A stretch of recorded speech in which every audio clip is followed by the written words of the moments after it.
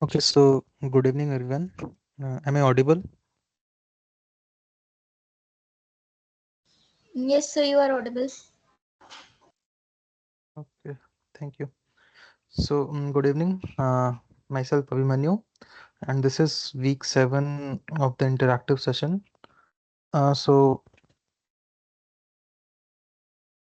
yeah, so we will be going through the contents of the video lectures taught by Professor Kasre, and then I will go through the theory and then example problem solved by the sir. Then we will go through the tutorial like the non-graded assignment available on the NPTEL site, and then I have three problems which I will try to or we will try to solve together. Okay. So let us first start with the initial value problem. Okay. So what is meant by the initial value problem is that okay.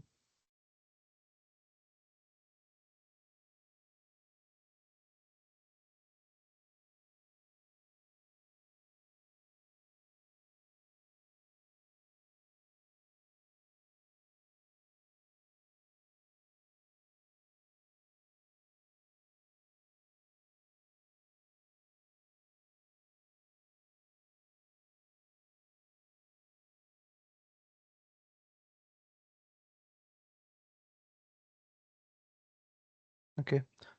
So let us start with this. So initial value problem. So initial value problem means that you are given a differential equation. So so this is a general syntax of a mm, differential equation. Then this is the initial condition. So that is what is meant by the initial value problem. So for a given differential equation, you are given the initial condition, and you are required to find the general solution of that problem. So in this case, so suppose dy by dt is equal to f dy. So this is the function that defines this derivative with respect to time, and the value of this general solution at t is equal to 0 or some given t naught is given to us as y naught. So we are required to find, using those initial conditions, we are required to find the general solution.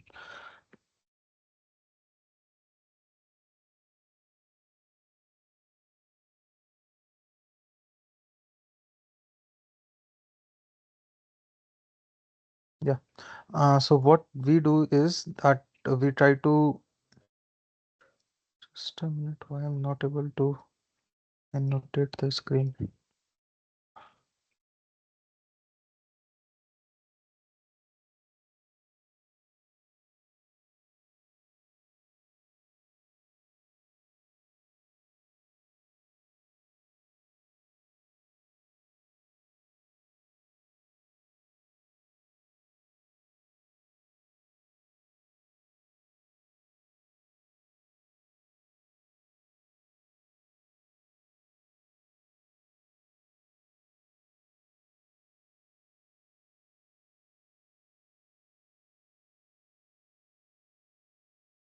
Just do it like this.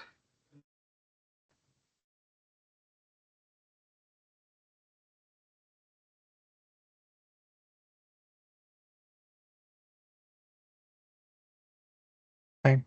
So the first method is the Euler's method.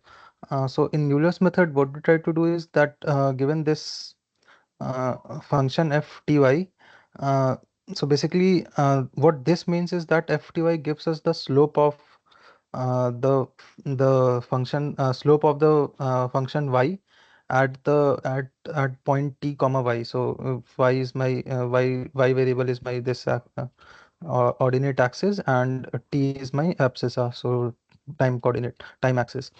So f t y basically gives me the slope of this function at the given coordinate t comma given point t comma y.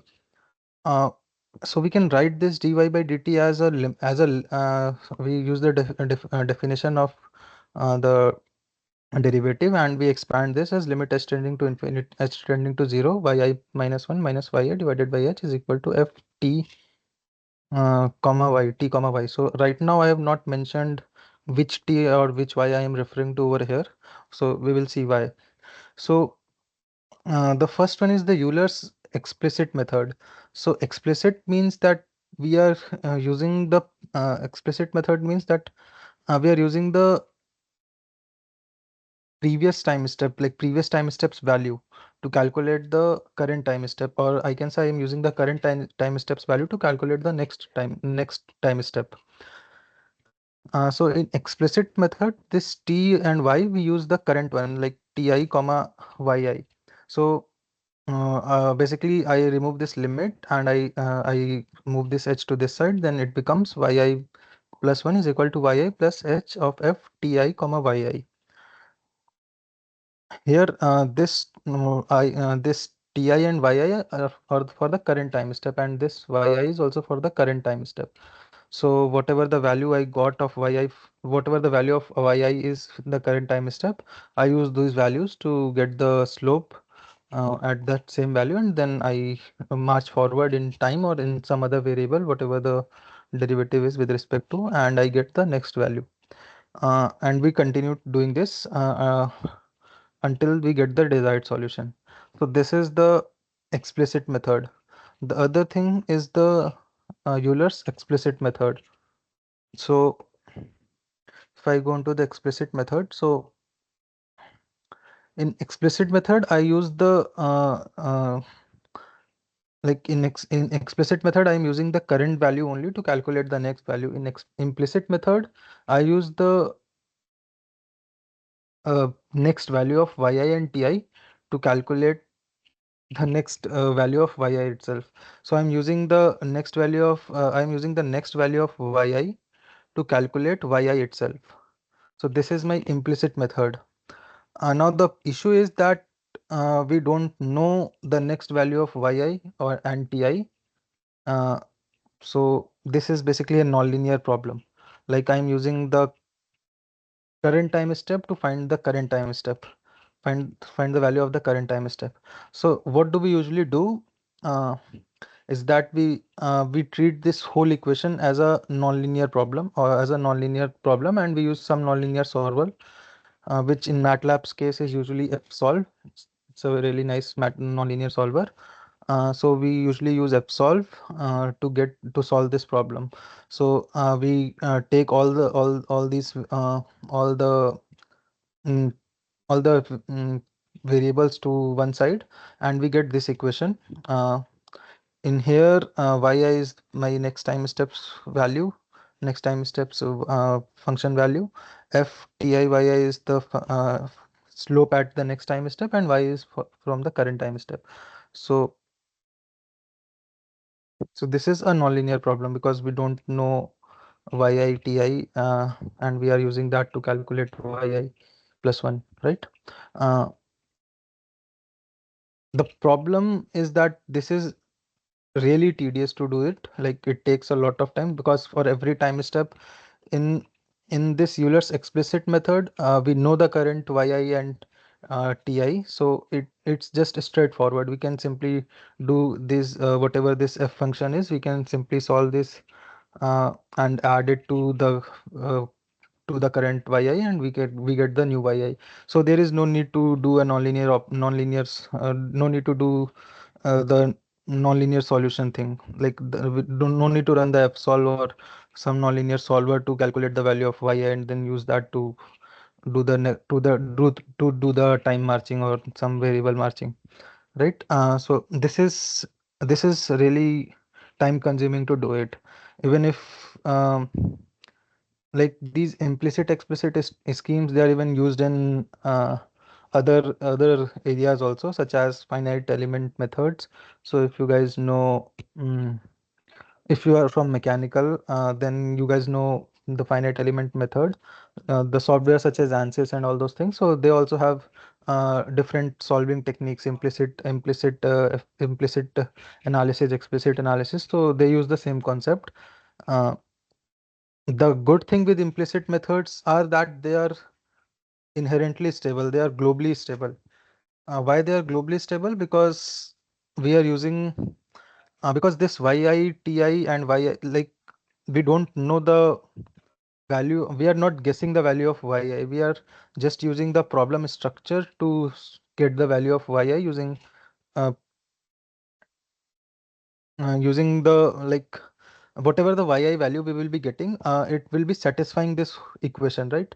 So whereas in explicit method, we are simply like we start from some value, we solve this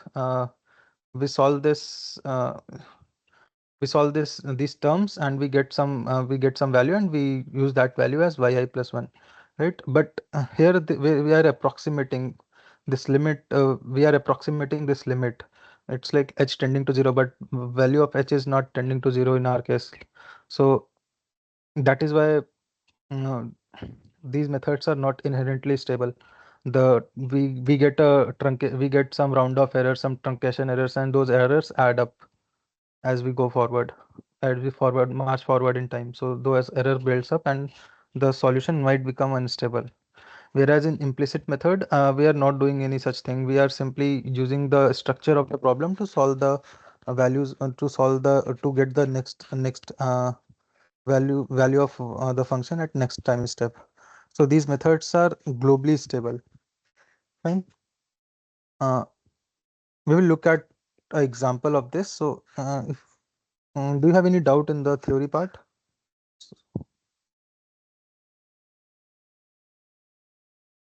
Okay, so if not, then we will look at the example. I think I have already coded this part.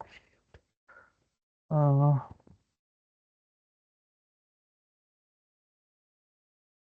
yeah.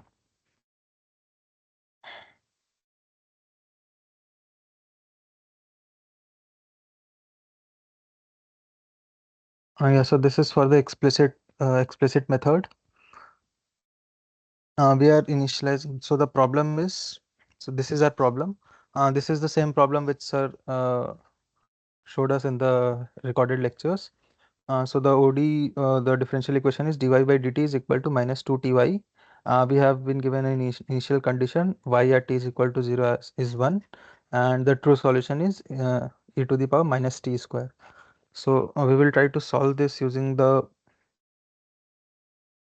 Euler's explicit method first, and then we will look at the implicit method.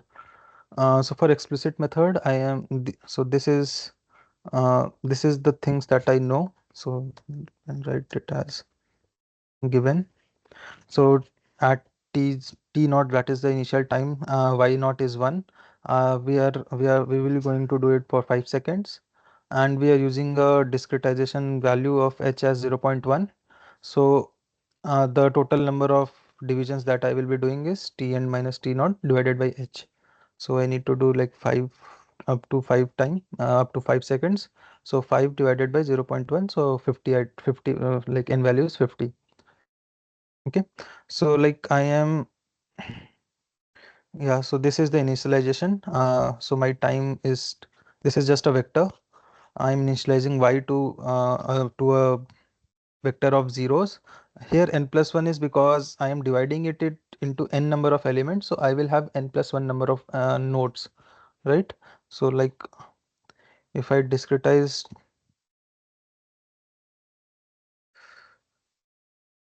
a straight line into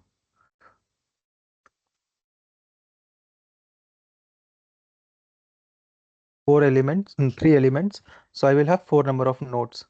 First node, second node, third node, fourth node.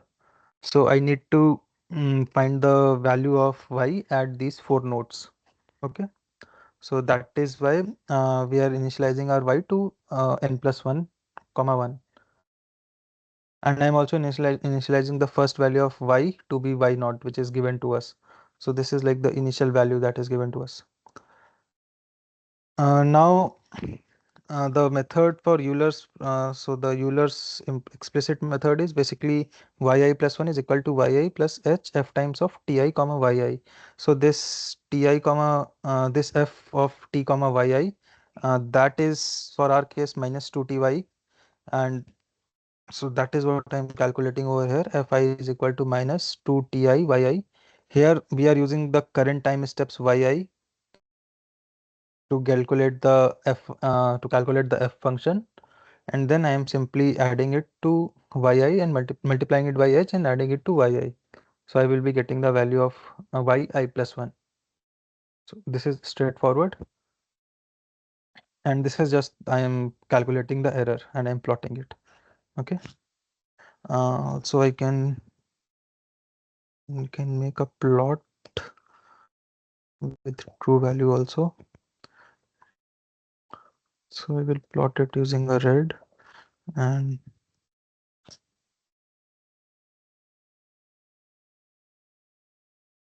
plot it using green. Fine.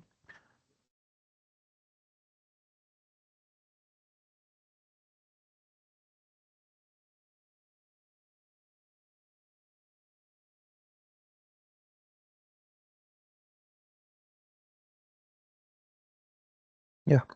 So the red one is what we are getting using the Euler's explicit method, and the green one is the true solution. So we can see still like we are getting very good estimate of the true solution, right? And now let us further. Okay, right now let us check the error. So the max of, I think the name is error only. Yeah. So the maximum error is 0.0348. Let us now increase this. Okay, let me make it 0.5.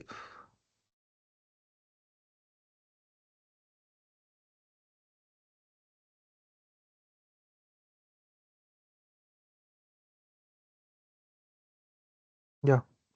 So now, okay, so the true solution is like I have reduced, I've increased my h. Uh, so the true solution is also calculated only at those t values. So that is why we are getting these jagged lines.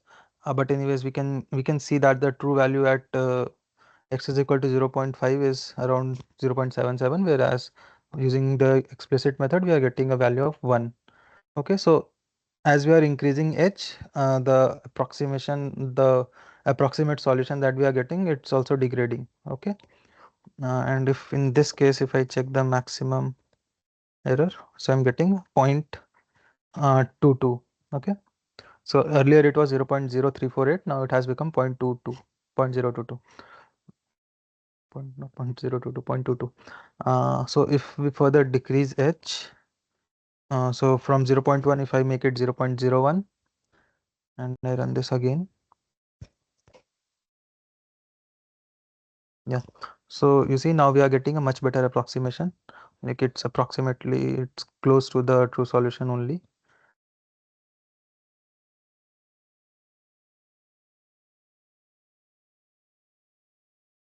See, it's closer to the true solution only. And if I look at the max error, so now it has become 0.0033. If I further decrease it, 0.001.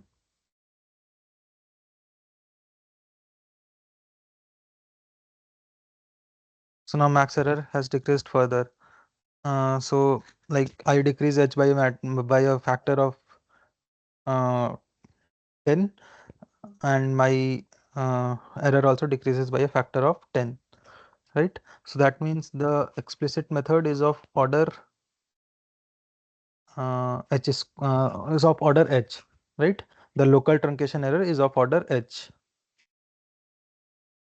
Now if, okay, so any doubt in this?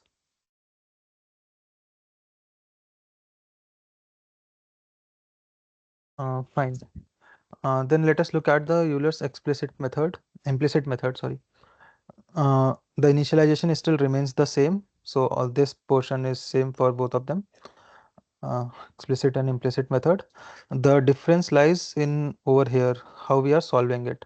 So what I'm doing over here is I'm initializing my yi to y0 only, and then I'm for from the next time step onwards, um, yeah. my time would be like the current time plus h. So right now my h is 0.1 only. Uh, okay, let me show you one more thing.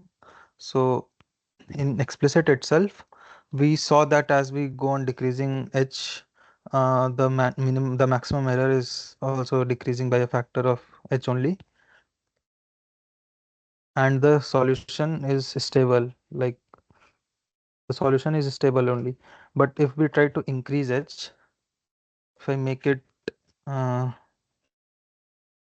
0.2, not we saw with 0.5 also it was stable. Let us make it 1. Okay. Yeah. Now you see it has become unstable. Uh, so initially it is still stable, but as time goes on increasing, the solution becomes unstable. Okay. And now we try to do the same thing using the implicit method. So I will initially use h as 0.1 only. So this is my time for the next time step, like for y2. So ti plus h. Now what I am doing, I'm trying to solve this. So yeah,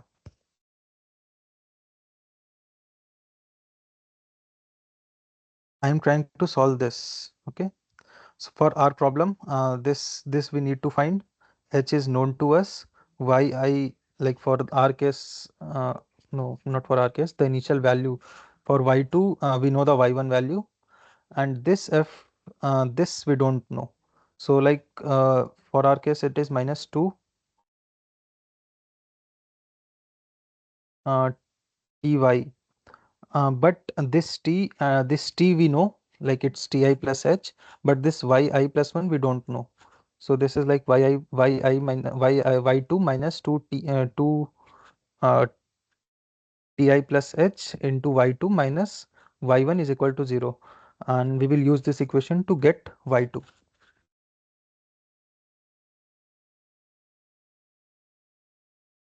So that is what I'm doing over here. Uh, I'm just creating a function handle, and this is like y is the value that I need to find. Yi is my current value. Okay, so let me write it in this structure only. So this yi will go to the back minus yi.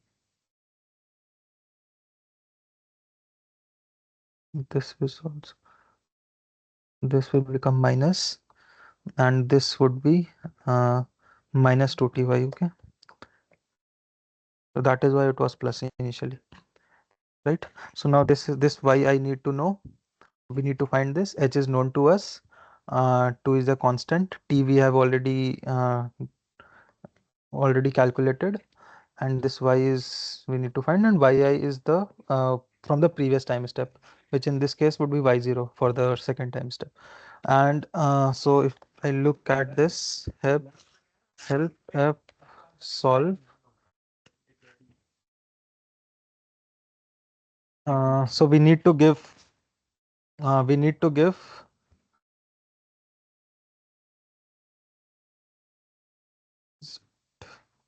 yeah, so this is the simplest structure of fsolve. We need to give a function handle, and we need to give an initial condition, right? So that is what initial condition I am giving over here. So whatever the value of yi is from the in the current time step, I will be using that as an initial guess for the next time step. Okay, and I will be using this fsolve. So using this, I will be getting my y. So I will be storing that y for in the next time step. For the next time step, yi plus 1 is equal to y, and ti plus 1 is equal to t. And then this loop repeats n number of times. The rest of the part is same. I'll just copy this plotting from here only.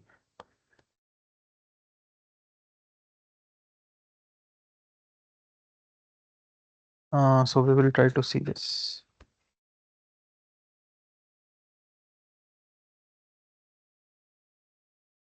Yeah, and if I look at the max error, Yeah, so in the previous case, in the implicit case, if I do with 0.1 itself, you should have saved it, but anyways. So the maximum error was 0.0348. With the implicit case, everything is same. I am getting the maximum error of 0.0302. So like the error has reduced compared to the explicit case. The reduction is not much, but even nonetheless it has reduced. Uh, so the more if I decrease h by a factor of 10, run it again,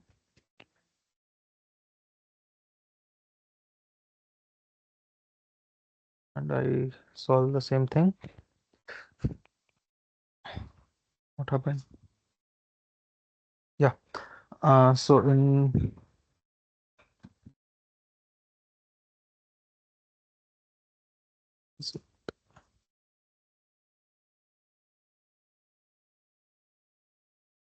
okay, probably yeah. So 0.0032. What was the error in the previous case?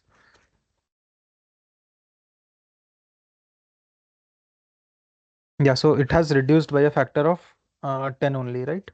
If I make it 0.001,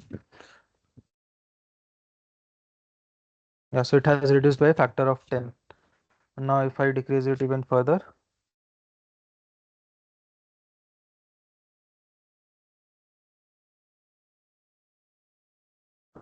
I have made it 0.001. Run this again. Second time. Yeah, so the smaller h we take, the more number of times it needs to run. So the more number of times the fsolve needs to run. That is why implicit methods are usually slower compared to the explicit method. There is a trade-off. Usually, if you do this for a large problem, we usually make a graph of the computation time taken per h and the error that and the maximum error that we are getting for each h, and then we sort of try to find a sweet spot where the computation time is mm, also less and the error is also less, right? Mm, yeah, so yeah, I had reduced it, so I yeah, so for each decrease in h by a factor of 10, the local truncation, the local error also decreases by a factor of 10. So this implicit method also is of order h only. Fine. Mm, but yeah, the further we decrease this h, the more number of times this loop needs to run, the more number of times fsolve needs to run, and the slower the solution becomes. Okay. Uh, right. Further, yeah. So we saw in the previous explicit case that for h is equal to 0.1, the 0 for 1, yeah, for 1 the solution was unstable. Let us try to do the same for the implicit case.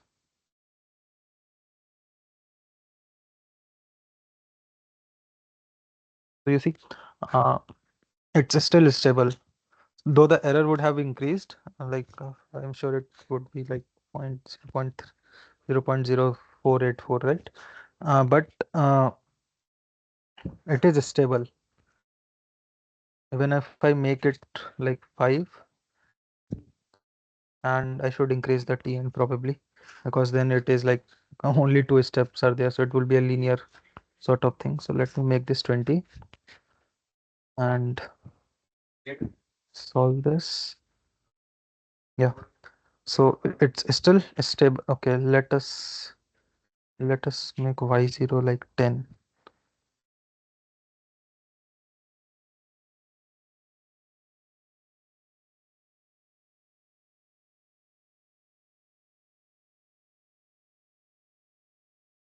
Is equal to 5. Mhm.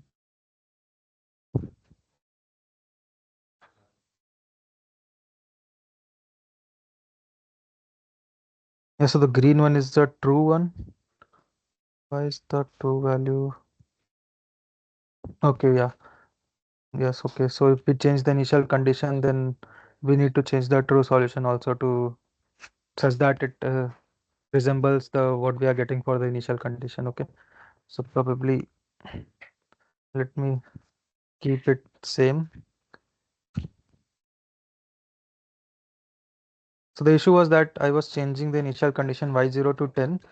Then we also need to change the true solution. Like we should be getting a c value constant of integration for this, and then there should be some constant of integration over here. But anyways, so yeah, even for like h is equal to 5, the solution is stable. Okay, so yeah, this is what we mean by like the implicit method is globally stable, because every time we are using this relation, the relation that is given by this differential equation to solve for the next time step, so the problem remains stable. So any doubt in this?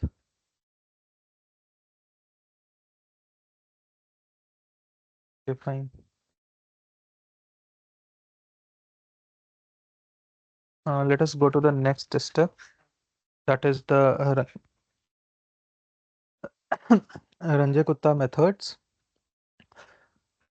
So in Ranjay-Kutta methods, these methods are basically same what we saw previously in the Euler's method. Whereas in Euler's method, we were using the definition of the problem itself as the to get the final solution, the general solution. Like we are using this fty only to get the yi plus 1. Whereas for in the Ranjay-Kutta methods, we are approximating that slope or fti comma yi using some weighted approximation of those function values. So here w1 w2 and wn are, these are like the weights, and k1 k2 kn are the those slopes values only, but at different points. So yeah, so the simplest one is the RK2 methods, Ranjay-Kutta second order methods. So in this, what is happening is that we are approximating that slope at 2 points. The first one is at the initial point only, f ti comma yi, and the next one is we increment that same point by a value of h, and then we approximate the slope at that new point, and then we take the average of those two slopes and multiply it with by h and add it to yi. Okay, so like if it would have been the normal Euler's method, then this fti comma yi should have been like what we were using right now, and we would be getting the same Euler's method. But in RK2 method, k1 is similar to the Euler's method fti comma yi, but k2 is we shift our time or the independent variable by a h value, and then we also move by our dependent variable by a value of h multiplied by k1. So k1 is the slope at the current time step, and we increment, like, so we shift this point a little bit, right? So if I go to the graph, yeah. So in Euler's method, we are doing all our calculations at this point itself, whereas in RK2 method, we are using 2 points. One is this point itself, and then we move this point a little bit ahead, and we are approximating and we are calculating our tangent, our slope between these 2 points. Okay, and then we are using these two calculated slopes to get the final y value. Okay, and similar to this, we have the midpoint method. So this method is called the Yoon's method. Uh, the midpoint rule is also similar, but only difference is how we calculate the next point, the next slope. Okay, so all these RK Ranjay-Kutta family of methods, they use the same journal structure, W1 K1 W2 K2, and the only difference is how we calculate these K1 K2 and this W1 W2.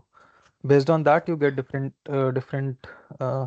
order of methods like RK2 method, RK3 method, RK4, and likewise higher order methods. Okay. Yeah. Mm, I don't think so. This is simple. Like you just need to know the formulas. For the sake of this course, you just need to know the formulas and you need to code it. Okay. So I don't think there would be any doubt in this. Let us just see an example.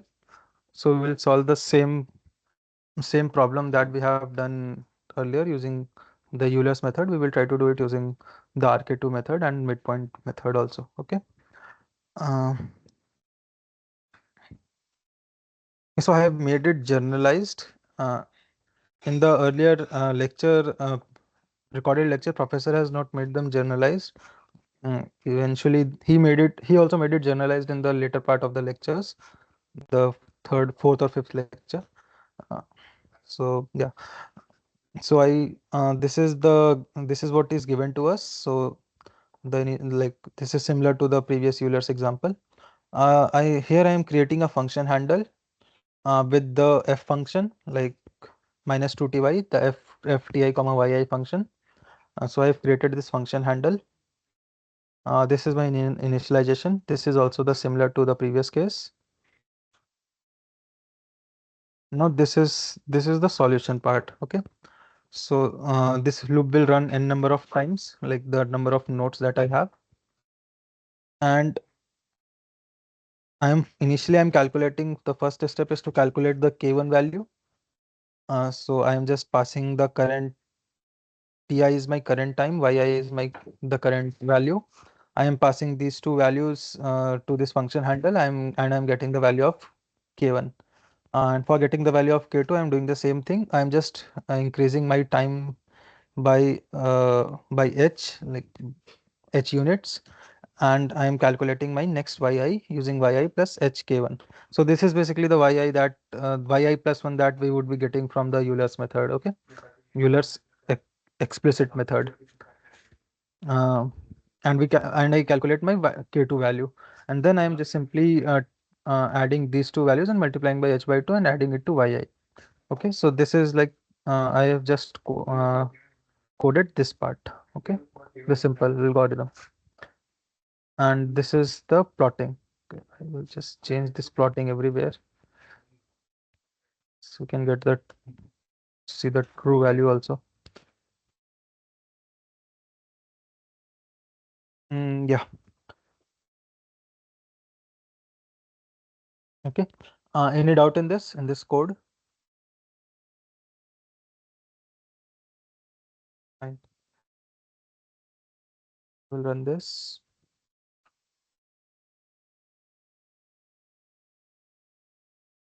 Yeah. So this is okay. What value of h is I'm using? So, yeah, so right now I'm using 0.01. So I'm getting a pretty good fit with the true solution. And if I check my maximum error, so it's 0.0021. Okay. If I make this 0.01 and the same thing again, and I check the max error again. Yeah, so it has decreased by a factor of 100, right? So it was like 2.1 into 10 to the power minus 3. Now it has become 1.8 into 10 to the power minus 5. So for 10, like for 1/10, for a decrease of like if I decrease h by 1/10, then my error is decreasing by 1 by 100, right? So the order is h square. The local truncation error order is order of h square. If I decrease it even further, yeah, so it becomes -7. So it's like h square, order h square. My local truncation error is of order h square. Uh, I see. Yeah, so I am getting for our practical uh, purposes, this is basically overlapping with the true solution. Fine. Now let us increase h. Let us use 1. So still the solution is stable. It has not become unstable. Okay. The error has have increased, but still the solution is stable. Let us increase this even further.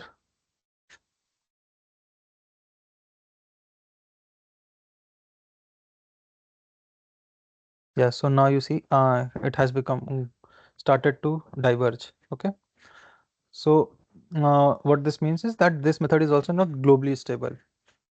Unlike the Euler's implicit method, it is not globally stable. The RK2 method is also globally. It depends on the value of h, so it might become unstable for very high values of h. Okay.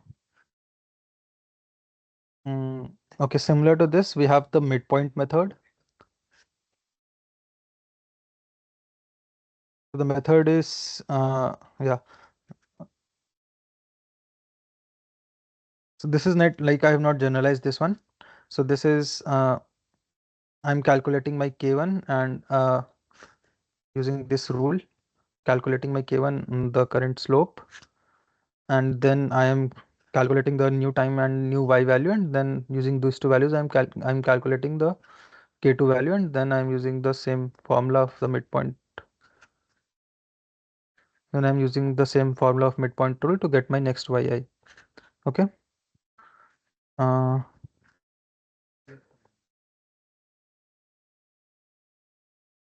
Let us run this.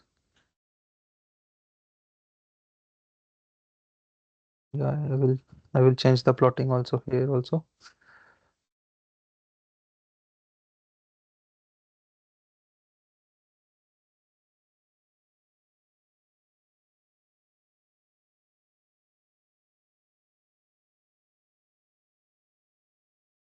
Yeah.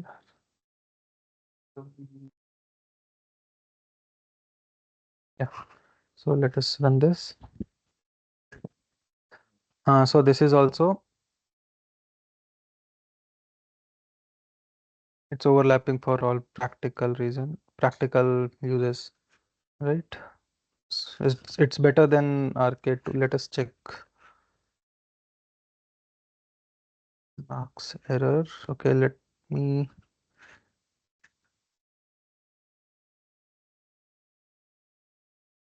Yeah, so my maximum error is 10 to the power 5, uh, which was same. I think it was similar for the RK2 method also.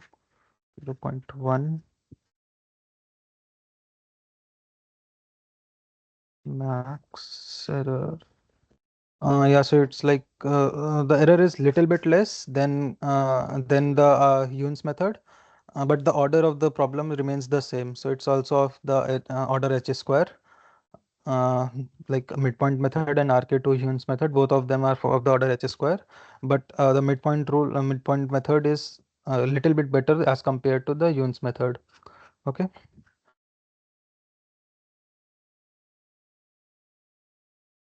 We can also try to do this, commit this.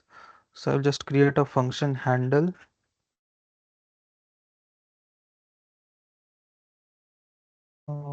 with our function. So that is, uh, so I need two variables t and y, and minus 2 times t multiplied by y. Okay, this is my function handle, and I will replace these commands with the function handle. Okay, so I will calculate my k1 first.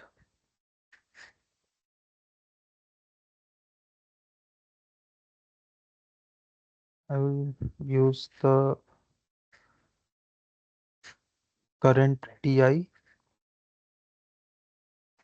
comma yi. Okay, and then for k2,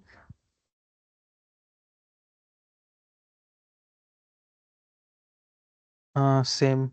So I will use this t new over here. Okay, and for y new, second variable I will use y new. Okay, this should work. rest everything will remain the same. So now if I need to run the same program for some other equation, some other ODE, I just need to change this function handle and rest everything will remain the same. Okay. And now if I run this, so I should get the same solution with no errors. Fine. Okay. Let us also check the global stability. So let's run it for 2.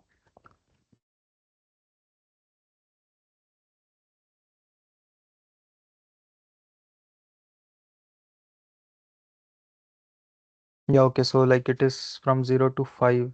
So I need this n should be a integer, right? Because I'm using here 0 is n plus 1. So if I use n is equal to 2, then 5 minus 0 divided by 2, my n becomes a decimal floating point number. That is why I'm getting this error. So right. So yeah, similar to the Yoon's method, this also becomes unstable as we increase h. Okay. Uh, any doubt in this until now?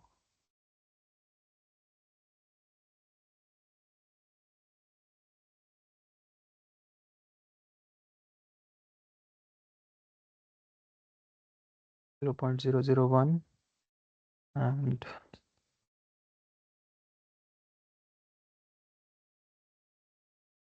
yeah, so order h square only. Uh, Fine. No doubt in this.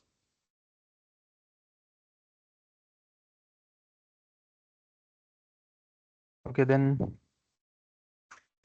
let us look at the inbuilt function.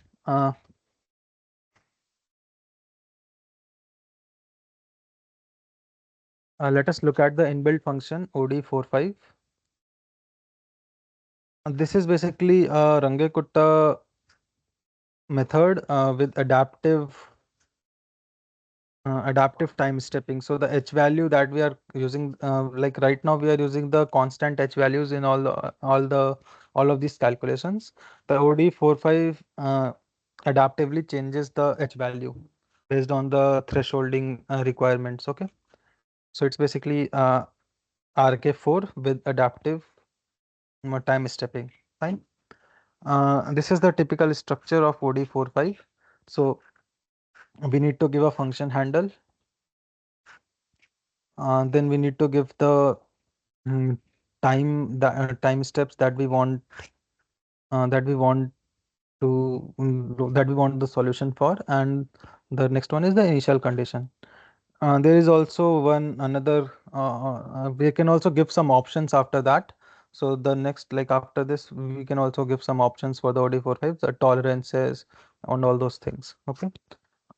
Yeah, and we get two outputs. The first one is the time, like at what times we are getting those values, and the other one is the values itself, the function values itself.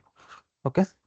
Uh, so we'll try to do this the same problem we will try to do using the OD45. Uh, yeah, let's clear this.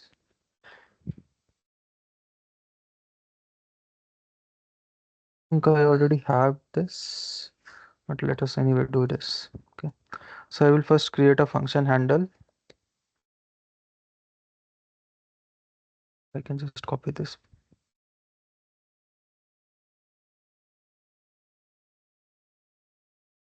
Okay. If I look into it, let it be. I already showed you guys that. So we need the time values where we want the solution. So we want it from 0 to 5 and the initial condition, which is 1. Okay. Yeah, so we have everything we need. Now let us, okay, I will just change this t. Uh, Let it be. It is fine. Uh, so t comma y OD 45. Mm,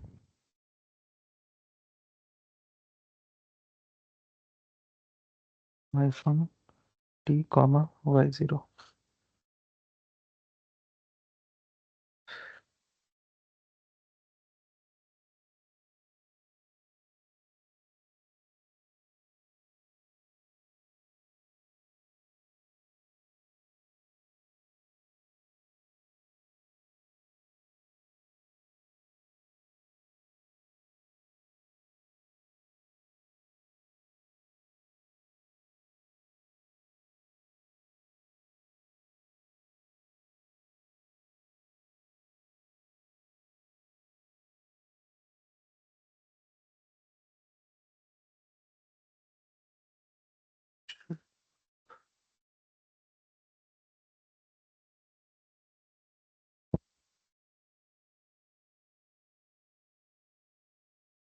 What is the problem? My function on current. So it is a function handle.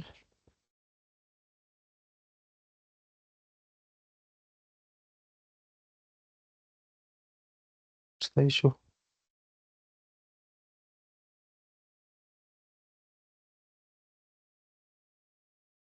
Using the same thing over here.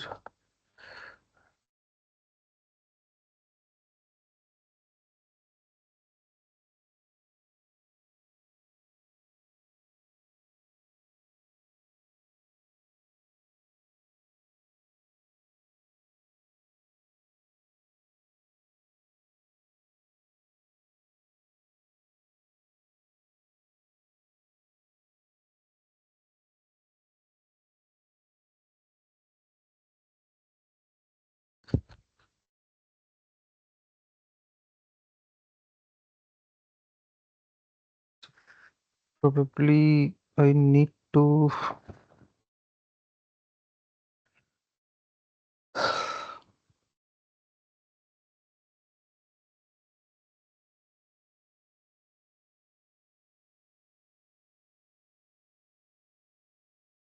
So if I'm giving it like this, then I probably should have a function file.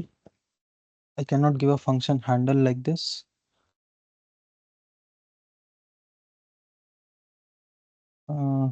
Okay, so I will just write the function.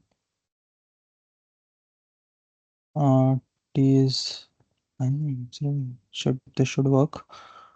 Yeah, so let us do the plotting also.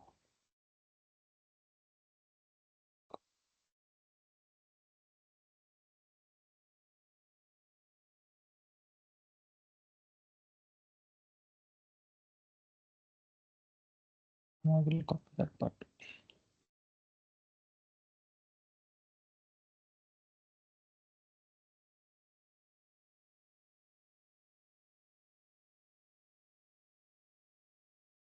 Okay, so we are getting like the fit that we were getting for the other RK2 method for h is equal to like very low values of h. We were getting 0.001, the fit that we were getting for 0.001.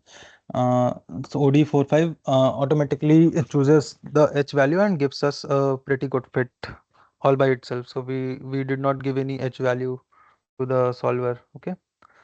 The other thing is that in here we only gave the initial t value and the final t value 0 and 1. But the t sol that we are getting over here, so it's like we are getting a 77 cross 1. So yeah, if I look at this, so this is like 0.0, 0.125, 0.25, 0.375. So it has automatically chosen the h based on the given problem. And also this h is not regular if you see. So the at first it is like uh, at an increment of 0.125, right? Then it changed between these two values, and then it is same for these three. Then again it chooses a 0.125, 125, and then after one it again changes, right?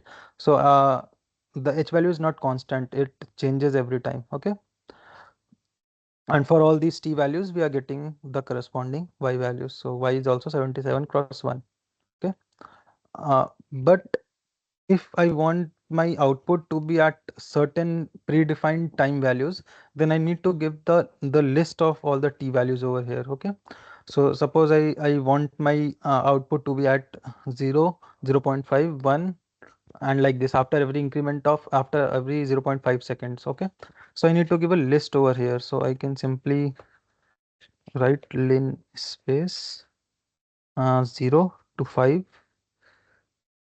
in increments of whatever, like I need 5 divided by 10. Okay, so it would give me after every 0.5 seconds. Otherwise I can also write it like 0, 0.5 going up to 10. Okay, and now if I run this, so my t-sol is 11 cross 1. I am getting my output at 0, 0.5, 1, 1.5, 2, 2.5, 3 after every 0.5 second.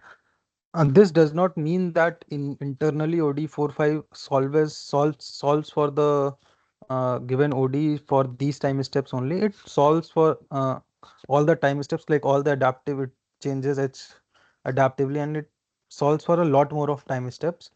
But the final output that we are getting is only for these time values. Okay. Uh, yeah. Also, we can set tolerances. So if I let us go to the documentation. OD set is there, right? Yeah.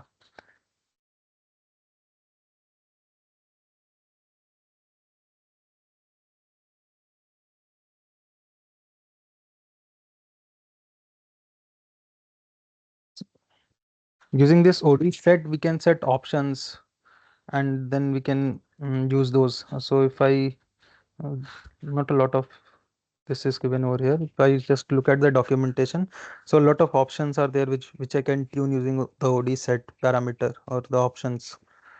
Mm, it open.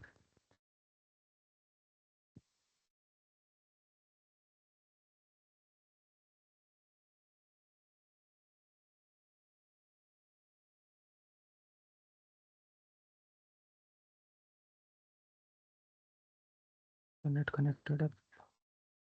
Yeah. Create or modify option structure for OD and PD solvers. So there are a lot of options over here. The most used options are usually the OD reltol and appstol. So this is the relative tolerances and absolute tolerances for the function for the solvers, right? So based on this, to meet these tolerances only, the adaptive time stepping takes place. Okay. There are other options also. So events, initial step, Jacobian. So yeah, using this events function, we can stop the OD45 from integrating further if certain conditions on some of the Y variables are met. Okay, so there are like cool things you can do using the events option in the OD45. You can check it online. So suppose I want my solver to OD45 to stop after I'm trying to run the whole simulation for 5 seconds, but I want my solver to stop when my y value reaches below 0.5, and it only like it happens in the initial 1 or 1.5 second only. So there is no need to run the solver for another 3 seconds or 4 seconds. Okay, so I can use the event function to stop my solver for certain desired condition. Okay, there are other like mass matrix I can give. So you can go through these OD set options, and there are it's the documentation is very nice for the MATLAB. Uh, you can look at each of what each option does and what are the you can also look at some of the references. They also give you references sometimes, so you can go through them. Okay, it's nice. Um, yeah, so I can for this problem also I can give some can use.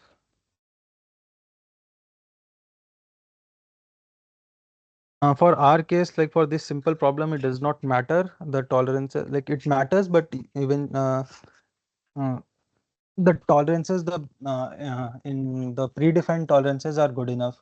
You are if you are doing some problem which is very sensitive to numerical errors or numerical approximations, then you might need to give tighter tolerances. Okay.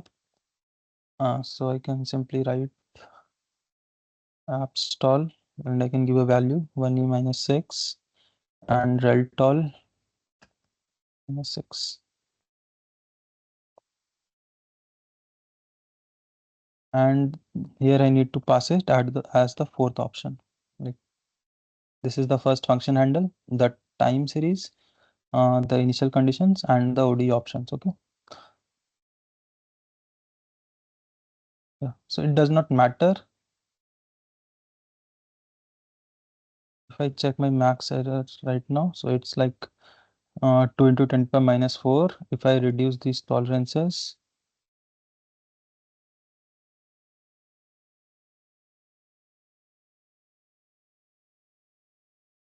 so not a lot have changed for this, right?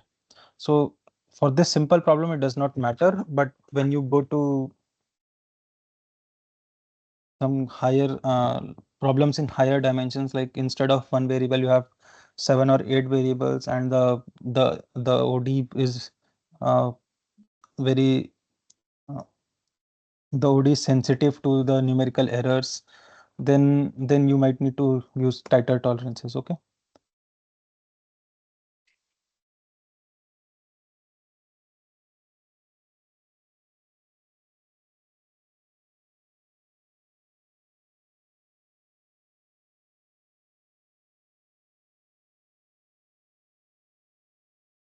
It does not matter for this simple problem, right?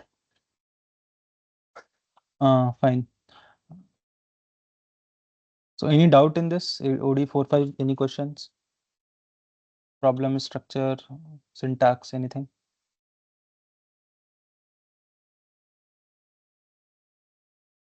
Fine. Then we will go to the next slide. Yeah. So we'll look at this problem. Okay. Before we look at this problem, let us look at the higher order methods. So similar to the RK2 method, we have RK3 and RK4 and other RK5 methods also.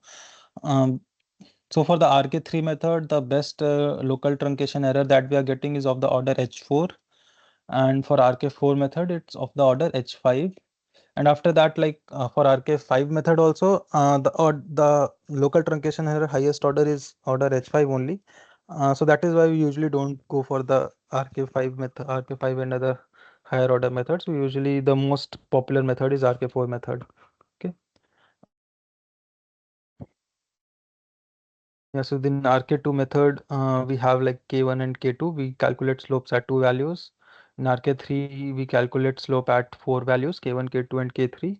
And in RK4 method, we calculate the slope at four values. Okay. So first one is the simple what we get from the Euler's method, the simple slope. Then we calculate it at at a point slightly far away, slightly shifted, then another point shifted from this K2 point, and then another point shifted from the K3 point, and then we add all of them together based on this rule, and we get the next function value. Okay. Yeah. So this is the RK4 method. Now let us go back and look at this example using first we will solve the problem using RK2 method, then we will solve it using RK4 and then OD45 also. Okay. Uh,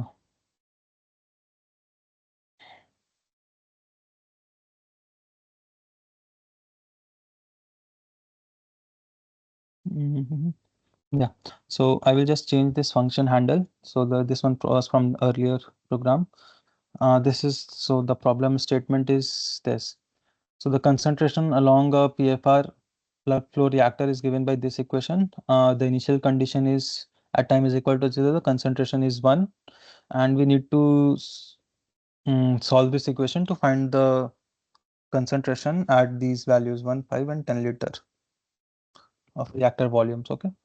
Uh, so we just need this equation. In this case, this is like dy by dt is equal to ft comma I. So for our case, in the previous case, f function was dependent on both a variable y as well as time, but in this case, this function is only dependent on the concentration. There is no dependence on the volume. Okay, but the solution will remain, the solution structure will remain the same. So we will first create a function handle. Uh, since we are writing the code ourselves, so it does not matter. Uh, but usually the general rule of thumb is that you, when creating a function handle, you write the independent variable first, which in this case is v, and the dependent variable later, which in this case is the concentration c. Okay, this is the same, and also you need to check the initial condition.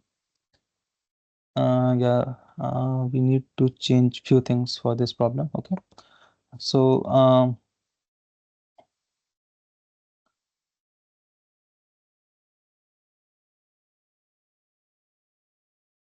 y0, so the initial condition is 1 only.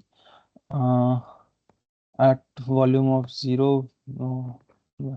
And then t end, so we need it to go until 10 liters, right? We will use a smaller value of h only,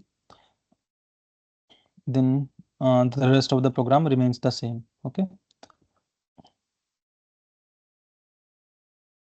yeah, so we need not change anything. This true, I will just comment it out for now.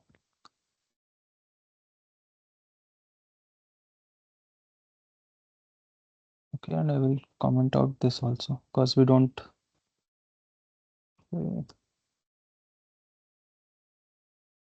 be easier when I share the code. I will just copy this.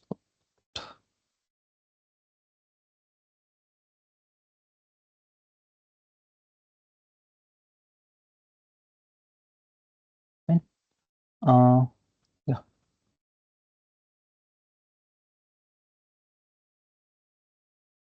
Hmm.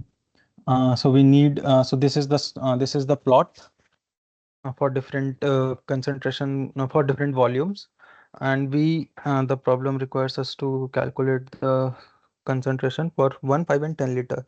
So yeah, so I can either just select the required points from the plot, or I can go to the code and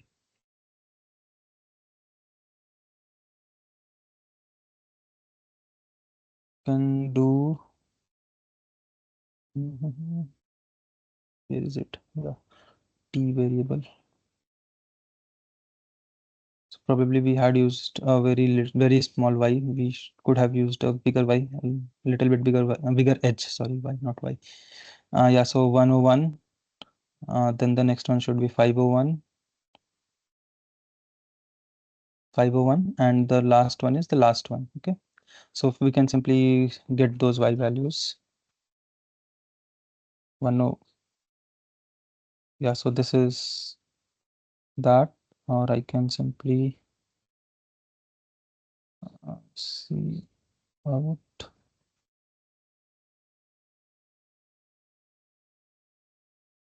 y 501 y and yeah. Okay. Initially it was 1, the initial condition. Right. Now let us do the same using the ODE solver. Yeah, this one. So for the ODE 45, this is the function handle, minus 0.5 c 1.25 c to the power 1.25. Initial condition. This is my initial condition c0 C01, and I want my output to be at, I want the concentration at three value of volumes 1, 5, and 10. So I will just input those values over here. Okay, it should not be 5, it should be V. Okay. I'm also adding one V0 over here because at V of 1 we don't know C of 1, right? We know C of 0 only, so I'm adding V0 also over here, right? Then I will plot this. Okay, let me do one thing. Let me put figure 1 over here. Plot this using green line. Hold on, and I will plot this on the same figure. Okay.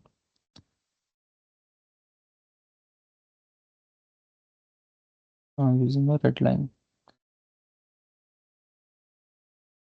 Yeah, so we know the cout values from the RK2 method. Now let us look at the OD45. So we are getting the output at these 4 locations only, which we gave as input, and I can okay. So why is it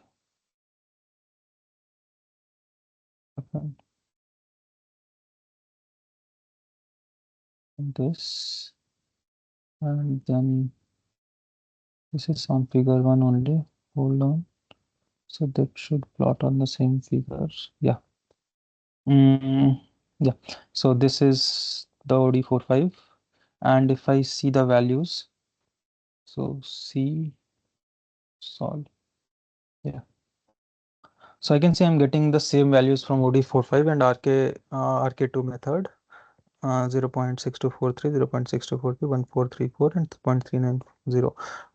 But the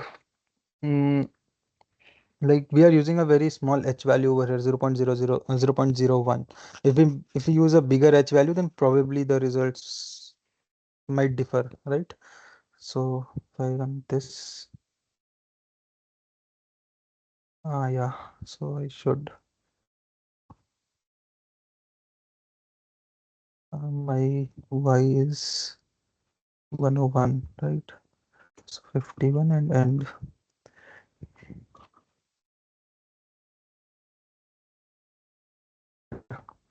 6244, right? Now if I run this,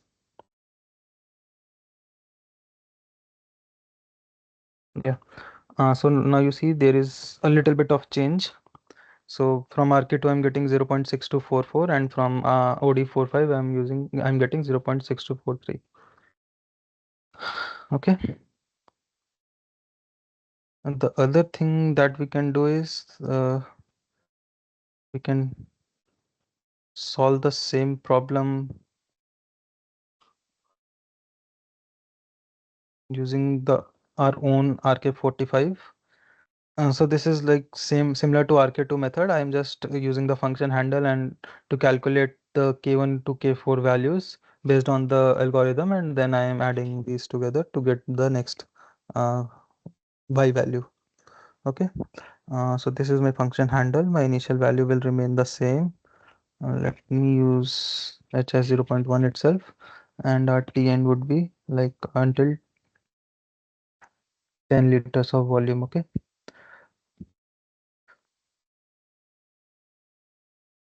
Just comment this part and this part. I will, since the figure is still there. Yeah. So I will plot this also on the same figure. Plot Ty with a blue line. Yeah. So you see, we are getting. I check my.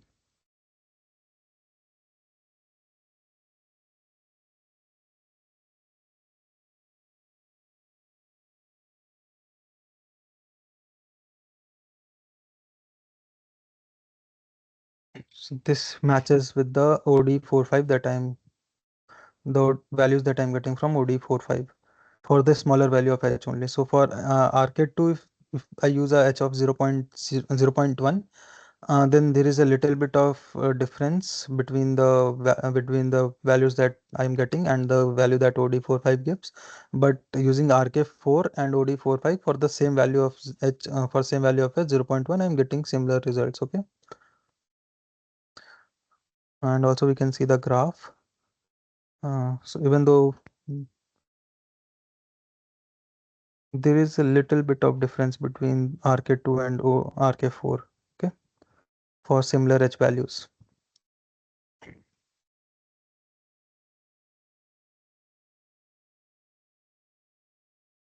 Uh, Fine. Uh,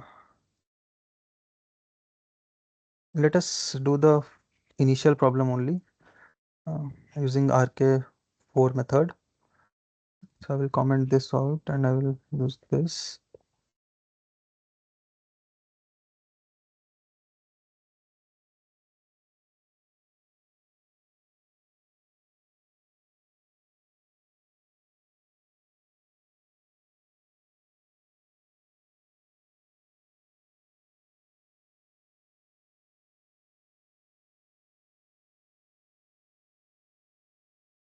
Yeah.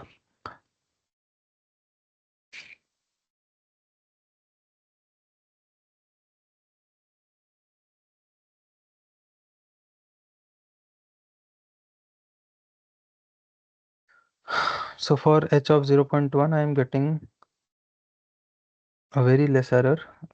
Initially, like for RK2, it was in the order like 0.10 to the power minus 3, in the range of 10 to the power minus 3. But for this, it's in the range of 10 to the power minus 6. Now, if I decrease h further,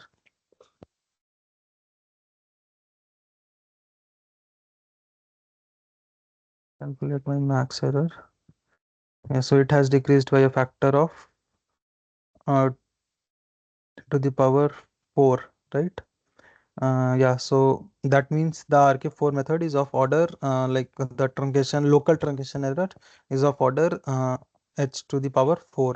So I'm reducing this by a factor of 10. So my overall error reduces by a factor of 10 to the power 4 or 10,000. Okay. Mm, yep. So this is it. Any doubt in this RK4 or OD or RK2 midpoint, anything?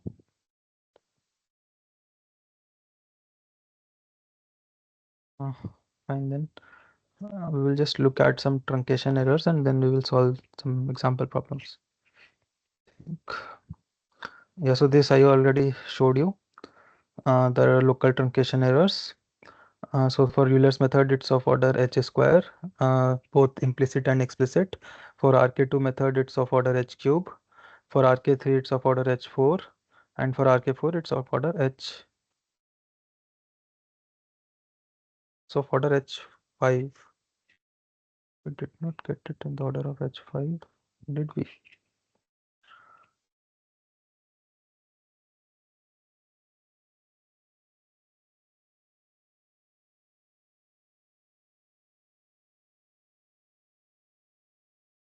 Okay, we will check.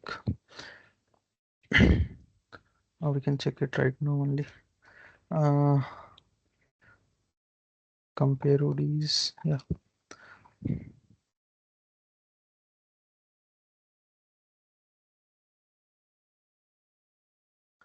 So I'm just trying to solve the same problem.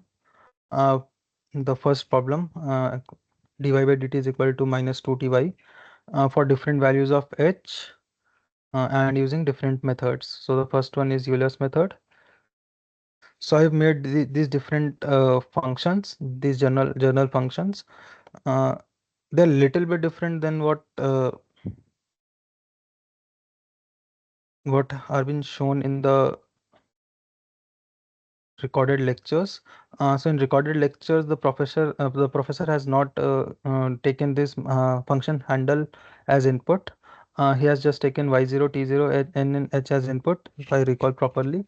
Uh, so there you still need to change these, or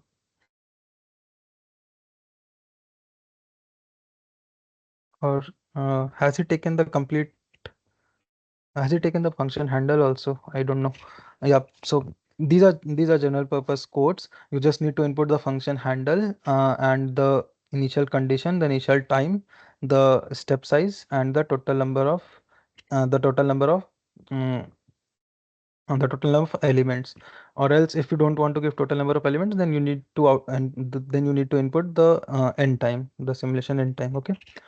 Uh, uh, Yeah, fine. I'm just I have just created a function handle over here, and then I'm just running all of this on a loop. Okay. So the first one is using the Euler's explicit method. The next one is the RK2 method. So this is also similar. So I've just copied the RK2 code over here and made a function out of this. Fine. And similarly RK4. Okay.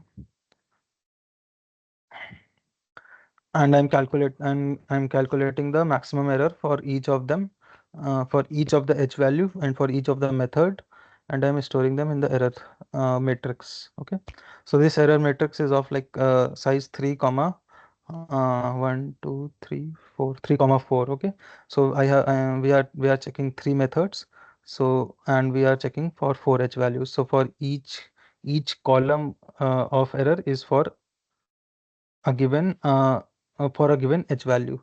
The first row is for the Euler's method, the second row is for the RK2, and the third row is for the RK4 method. Fine. So I will just clear everything.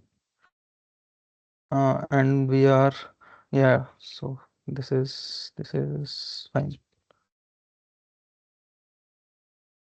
Any doubt in this code to anyone?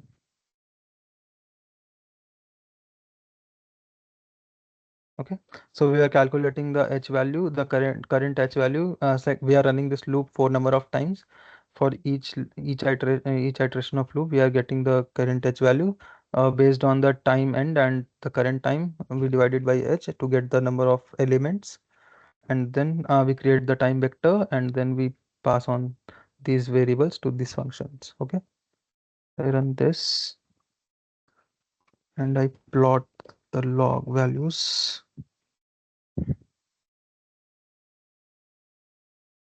Hope it's h1 only. Yeah.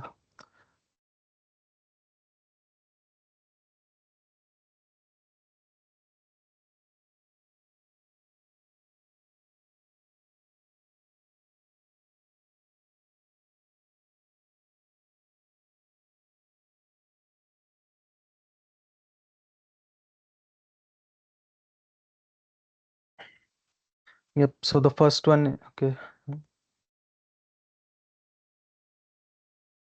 Yeah. So the first one is for the Euler's method.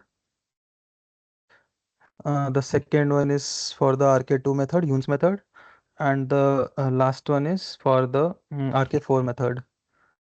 So we are plotting it on a log scale. So these are log of h values and log of errors.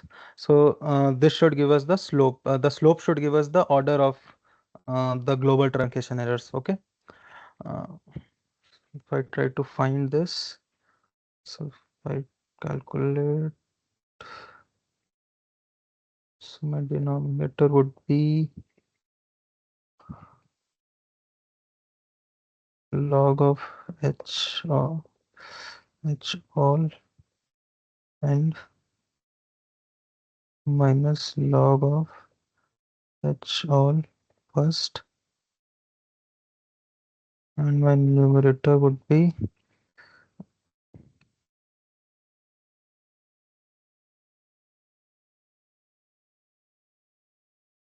mhm,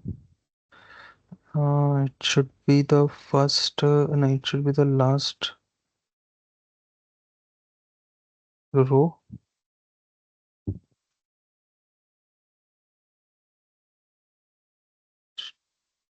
All the rows, the last column minus first. Yeah. So numerator by denominator. Okay. Uh, so for Euler's method, we are getting a global truncation error of order 1. For RK2, it's of order 2, and for RK4, it's of order 4, right? The local truncation error is of usually is of order one order higher than the local truncation errors. Okay. Yeah. So any doubt in this?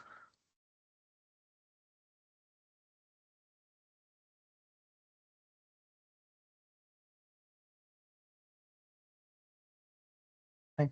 So the local truncation errors that we are getting is due to the approximations that we are doing initially, right? Uh, Suppose if I go to this, yeah. Uh, so like in here we are approximating this limit, right? Uh, we are we still the the function fti comma yi, we are approximating this. We don't know the true value of yi for the given ti, right? So we are approximating this, and we are calculating the next value of yi plus 1. So due to this approximation and some and the other things, we get a local truncation error, and then eventually all of these approximations, they add up together as we go on further further integrating the function, right? So these local errors, they eventually add up together, and we get a global truncation error. Okay. Yeah. So that is why, like, it usually adds up together, right? So the order of global truncation error is usually less than the order of local truncation error. Okay. uh, yeah, so like the lecture, and then let us look at some of the example problems. So the first one is this problem. How much time do we have? We still have 40 minutes. So mm, yeah, so we will use the Euler's method, with h is equal to 0.1, and solve the following initial value problem at x is equal to 0.1, 0.2, and 0.3. This is the true solution, and we need to calculate the approximate solution of this ODE. Okay. If I change this to the required form, so this will be like y prime is equal to, I will just take this and minus that, the x cube multiplied by exponential of minus 2x and minus 2y. That should be my fi. Yeah, that should be my x comma y. Okay. And I've given the initial value at y at x is equal to 0 is 1. So we need to calculate the value of y at x is equal to 0.1, 0.0, and 0.3. Okay. So I will just close this. I we Like, since we already have the RK2, like the general purpose RK2 code, so I will just create a function handle. Okay, like this. So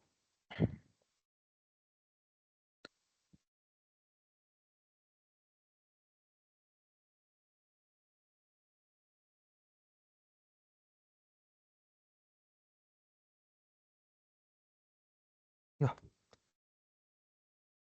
uh, so the problem would be x cube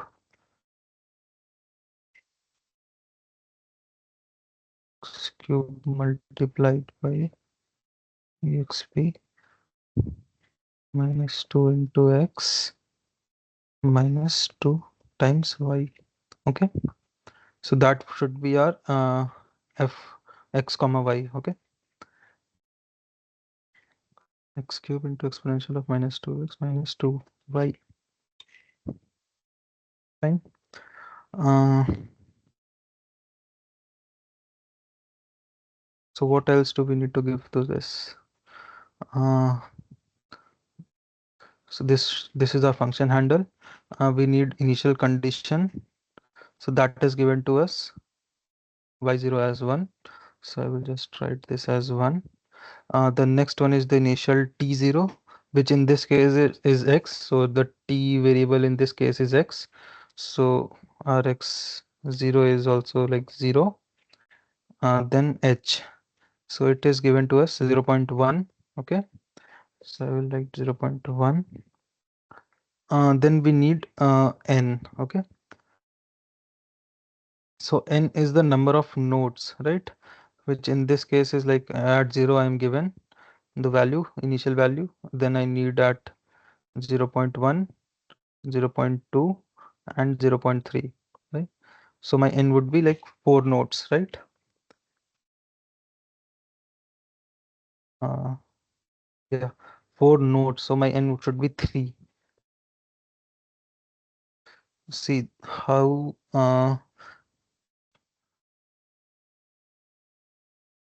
let us see.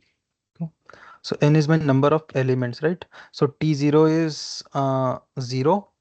My n would be 3 and h is 0.1. So I will my Tn would be 0 plus 3 times 0.1 0.3. So my Tn would be 0.3. Okay. And we need x at 0.1 0.2 0.3. So eventually the whatever values we would be getting, that would be at these values only. Fine. So this is all we need. Now let us just call the function. So y is equal to, or okay, I should probably is much more general, and so output the t values. Okay, that way we can make it like similar to OD45. My RK2 uh, function handle is P1, right? Yeah, Y0, T0 in this case is X0, and then H, and then N. Yeah. So we got these for these t values, we are getting this y value. Okay. Uh, we can also calculate the true value. So y true, uh, we know the true solution. So since we already have the t vector with us, so we can just calculate these all on for that t vector. Okay. Uh, so what is it? Exponential of minus 2x. So exp minus 2 into t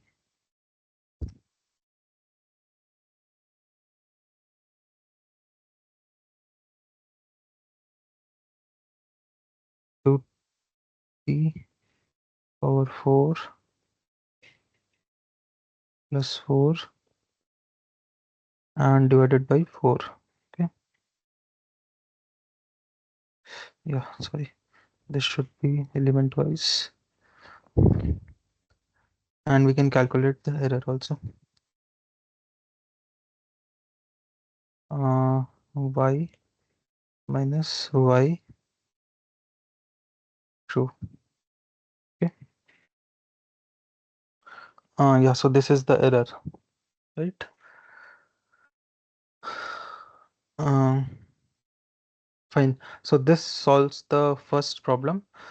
We can see that the error is like large, right? Right now, if we reduce h further, so let me make h as 0.01, then our n would become 30, right? So we are reducing h by a factor of 10, so our n would increase by a factor of 10. I will run again and I will calculate the true value again, and I will calculate the error again. So now my max error, yeah, so it has decreased. Okay, initially it was like this, so the maximum was like 0.0027.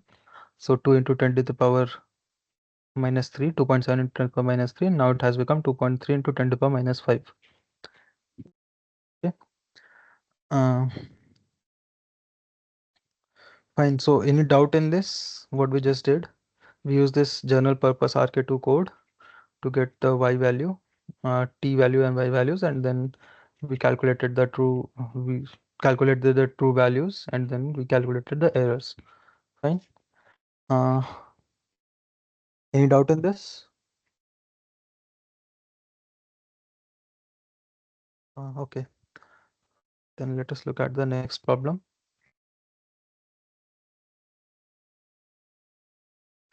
So this is also similar, but we need to use the RK2 and RK4 method. So use RK2 and RK4 method with the step size h is 0.1 0.05 and 0.0025 to solve this. at x is equal to 1, 1.5, 2, 2.5, 3. Compare with true solution. Okay. Uh,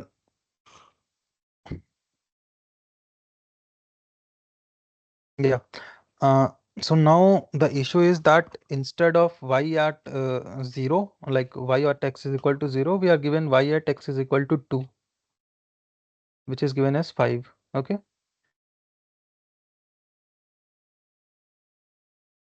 Uh, Fine. So, does anyone know, if we use the journal method that we are using until now, will it give us the same, like the correct answer, or should we need to change something?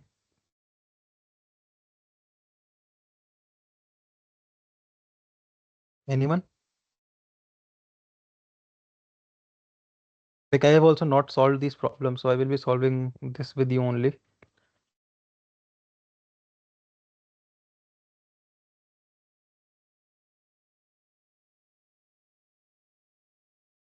You guys can speak.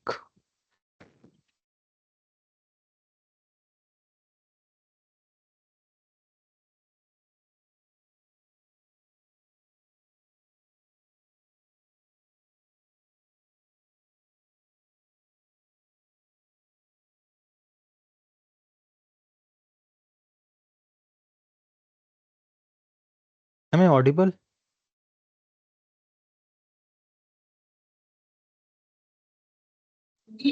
Yes, sir. Yeah. So, does anyone has any idea how do we approach this problem?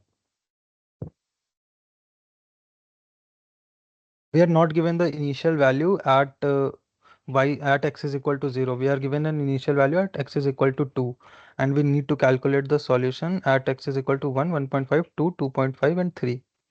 Okay, so that 2 we are given 5, and the rest of the values we need to find.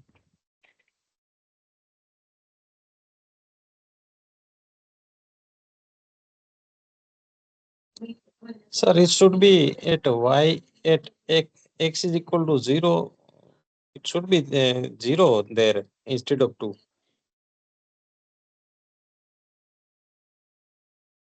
Yes, but if I start from y is equal to 2 and I go all the way, like a function is like this, na?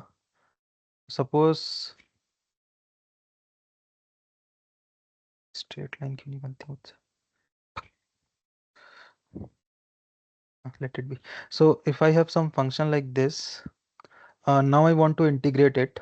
So it need not always that I am given my initial value from here. Sometimes I might be given my value from here. I still know the differential equation OD describing this function, but I am given initial value from this point. So I can still get the solution from here to here, and I can still get the solution from here to here, right? Suppose I am given some point that is at the end, right? So the method that I'm going to use to go from 0 to 1, I can use the same method to come back from 1 to 0 also, right?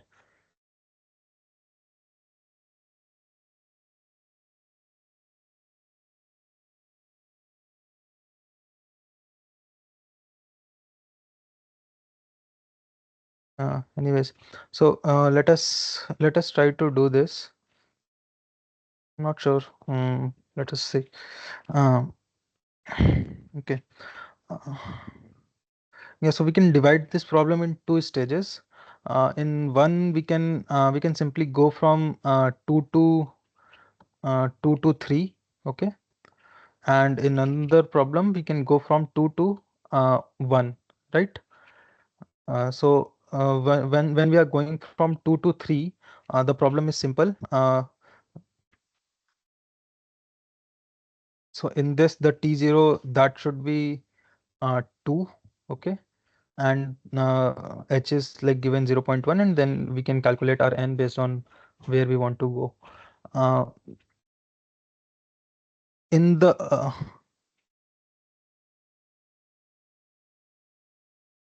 in the other case, when I'm going from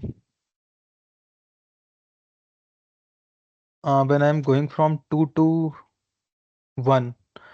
I probably need to change these h values. Okay. So these h will be yeah. Okay, let us first go from 2 to 3, then we will see how to go from 2 to 1. Okay. So I will just create a function. Yeah, so the function in this, the f function, the function handle in this case should be 8x square minus 2y divided by x. Okay. So I will create a function handle p2 x comma y. Uh, yeah, 8x square minus z2. Yeah, 2 into y, and all of this divided by x. Okay. Fine. So this is clear, the function handle. Okay. Our t0, yeah, our t0 is 2. In this case, it is x0. Y0 is given to us 5. H, eventually, initially we are taking 0.1 only. So 0.1. We are going from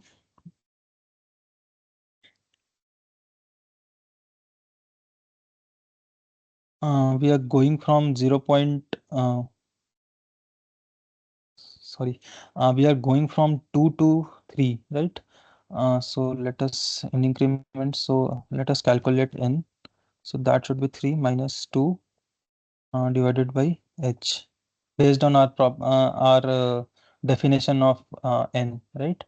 So t end is equal to t0 plus n times h. So we know t end is 3, t0 is 2, h is given to us as 0.1. So I can just simply use this relation to calculate my n. So my n is 10. Okay. Uh, yeah, I will also. Okay. So now I will solve the. I just need to change the function handle. Y0 is 5, x0 is 2, n is 0.1, and h is 0.1, and n is 10. Okay. So I can do this. Yeah. So I get the value of this. If I plot this.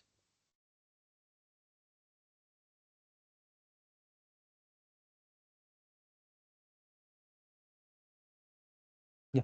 So this is like approximately looks like a linear curve. Okay. Uh, Fine. We need to get the errors. So we need to find the true value. Okay. The true function is 2x square minus 12 upon x square. Sure. 2x, instead of x, it is t, right? So I'm using the same t that I got from the RK2 method. So at all these t values, I will be calculating my true values. Okay. So t to t square minus 12 element twice t element, sorry, uh, element twice. Yeah,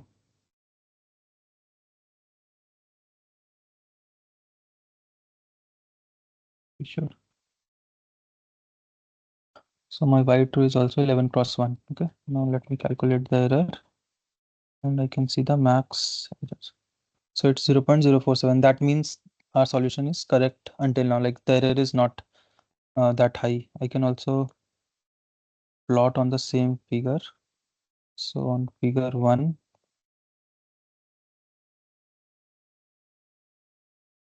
hold on, I can plot y true with the green, okay, red one. Yeah. So it is mostly overlapping. Yeah. It's overlapping. So that means until now the solution is correct. Now let us do it backwards. Okay. Yeah. So we know this point. This is like at 2. We need to go to 1. Okay. H is 0.1. So this H is 0.1. This means that when we are stepping forward, like marching forward, then this H is like 0.1. So from this X to next X, it is an increment of 0.1. But when we are moving backward in time, then this H basically reverses the sign. So that means like from this X 1 to X0, I am moving at a like I'm moving back by 0.1. So like, yeah, you get the idea, right? So it should be like minus 0.1. So what we can do, let us check our code if it will work with our code or not. Okay.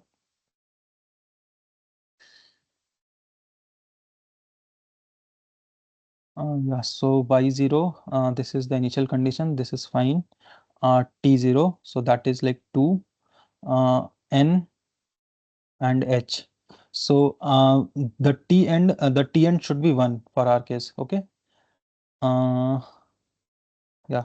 So let us first calculate n, right?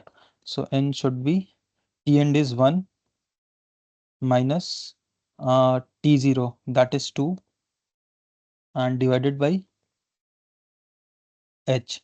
So if you see over here, if I take a positive h 0.1, right? Then my n should become, then my n will become negative. So 1 minus 2, that is a negative quantity. My h is a positive quantity, so my n would be a negative quantity. So this will give me an error, right? No, not this will not this will not give me an error. This will give me an error when I initialize y n plus 1. So n should be a positive quantity, or at least minus 1, right? Mm, at least 0. I think, yeah, at least 0. Yeah, so I will take h as minus 0.1. So we get n as 10. Okay. Rest everything will remain the same. Uh, So yeah, if I give my t0 as 2, h as minus 1, and t end as 1, so I should get a t vector with decreasing time, right? Y should and my n is positive 10, so y should be 11 cross 1, 0 vector. Okay. Now when I go to this RK, like the solution for RK2, the first one is ti comma yi. This is fine. The next one is Ti plus H. RH is negative, so this would be moving back in time. So from 2, we will be going to, like, H is 0.1, so we will be going to 1.9. This we will be going backward also. Like, it depends on the value of K1. If K1 is negative, then we will be moving forward, but it does not matter. Like, yeah. So from here, first we are calculating K1 at this point. Then we are going back by 1 point, we are going to 1.9.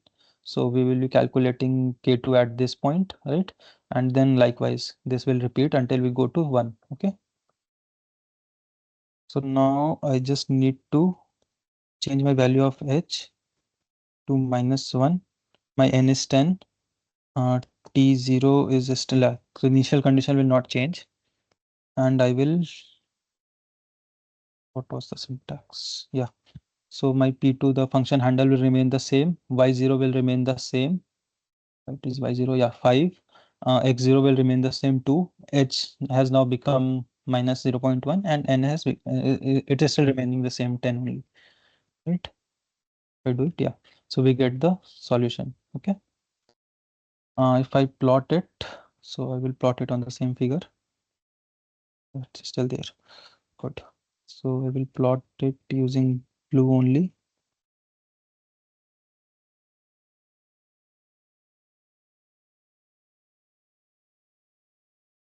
Has happened. Oh, sorry, I plotted the true values. Sorry.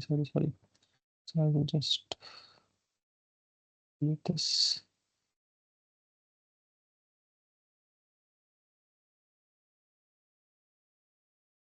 Yeah. So you see, this is the curve that we are getting, right? Let us also calculate the true values for the next set of t's, right?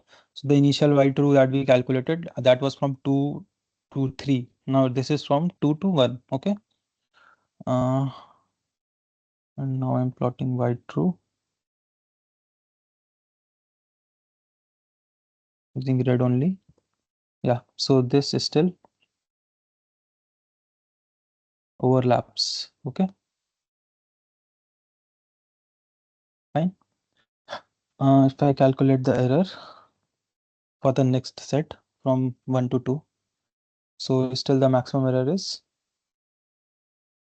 0.0047. Fine. Uh, so you can see that the initial value need not be always at the ends of the problem. Like if it is at some point in between the curve, then we can uh, divide the problem in two stages. One, we can go from that midpoint to the end point, and then from that midpoint to the initial point. Okay. Yeah, so you can do the other part, like for h is equal to 0.05 and 0.0025, and similarly RK4 method. So we yeah, so nothing needs to be changed for this RK4 also. The problem structure is same. Okay. I will also add T over here so that you can get both the things as output. I am outputting this t because then we can use the same t values to calculate the true values for the same t values, and we can easily get the error, right? Uh, yeah, so you can try to do the next two parts. I will be sharing these codes with you so you can edit these codes and get the solve the problem for the next h values and the RK4 method. So any doubt in this, like the dividing the problem in two stages?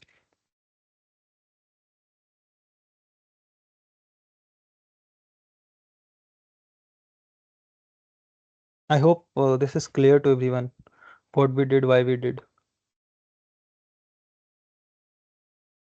Can anyone speak?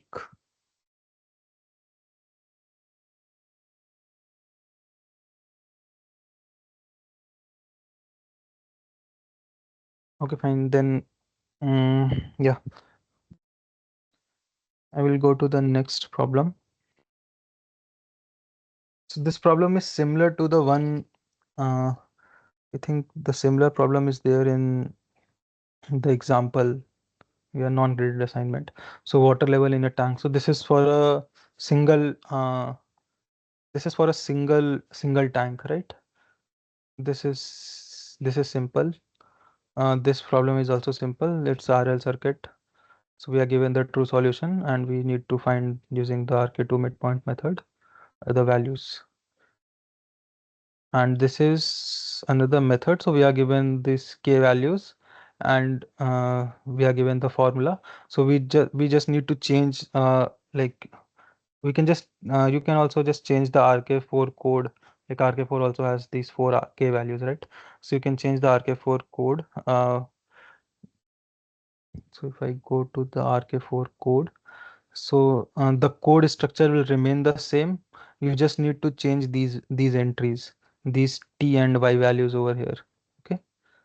Uh, these needs to be changed according to these values, and then the rest of the code will remain the same, and you need to run it for different h values. So this is like simple problem. All the four problems are very simple. Okay. Mm, yeah. Yeah. So I was talking about this third problem.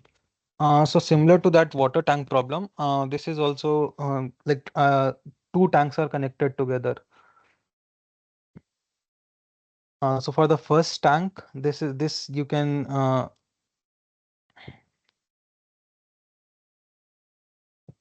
so this you can treat as a single tank problem only, right? only the in the single tank problem, this is like a single h1, right? So a1 dh1 upon dt plus c1 h under root h1 is equal to f1 t. This h2 is not there. And this is the complicated part. So in this you have two inputs. One is coming from the flow input from some pump, or some, like someone is pouring water into the tank like that. And the other one is the connection between these two tanks. So some flow is coming in from here also, right? And then there is one outflow. This tank is simple. There is one inflow and one outflow. So this is similar to the problem given in this sample assignment. So this is same thing that we are getting over here. This qi is our fi. Q naught t is this function, this expression over here. So we have a single h over here. In our case, we have two h values, h1 and h2, and this is same a dh by dt. So a1 dh1 by dt. Now when we come to the second one, so this is same a2 dh2 by dt. This is the input, and we have another input from here, and this input is given using this function, right? And this is the output, right? So this basically is like all the input, all the output is equal to all the input. This is like all the output is equal to all the input. So I can take this over here, right? So now we need to calculate the equations. Like we need to get the plot for h1 and h2. We are given that initial at is equal to 0, h1 is 10 and h2 is 2. Also we need to make sure that h1 is always greater than h2, because otherwise this square root, it will become imaginary, which is not possible. Okay. Yeah. So can we get an analytical solution for this?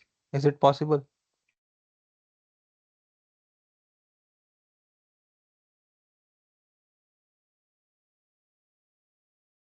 Hmm? First of all, we are on the same page that these two equations are nonlinear, right? It's like the f function in both the cases. If I make this simple, dy by dt is equal to f t comma y, then the f function in both the cases is nonlinear. Okay. And then these two equations are coupled together, right? Because this dh1 by dt includes h2, and this dh2 by dt includes h1 in its calculation.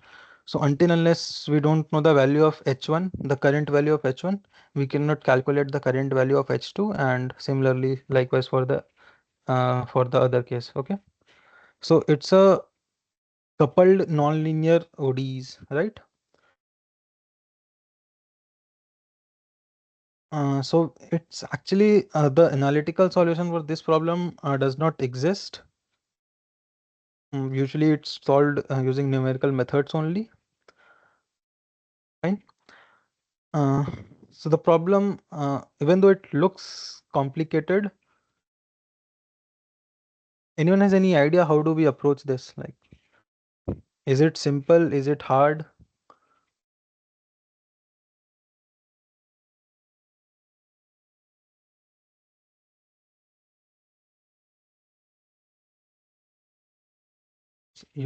Can you guys do it, or should I show it how to do it?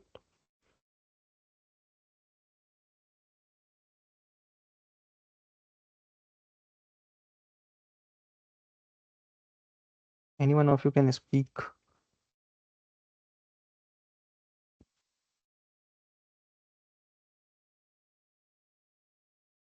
Uh, yeah. Uh, okay.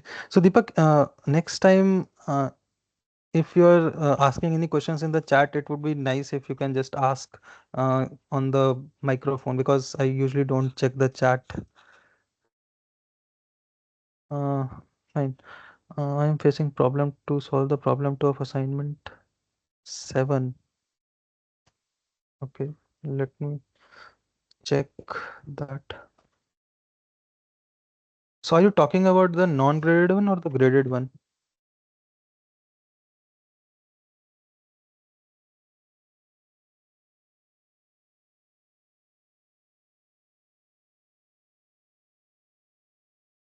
Deepak?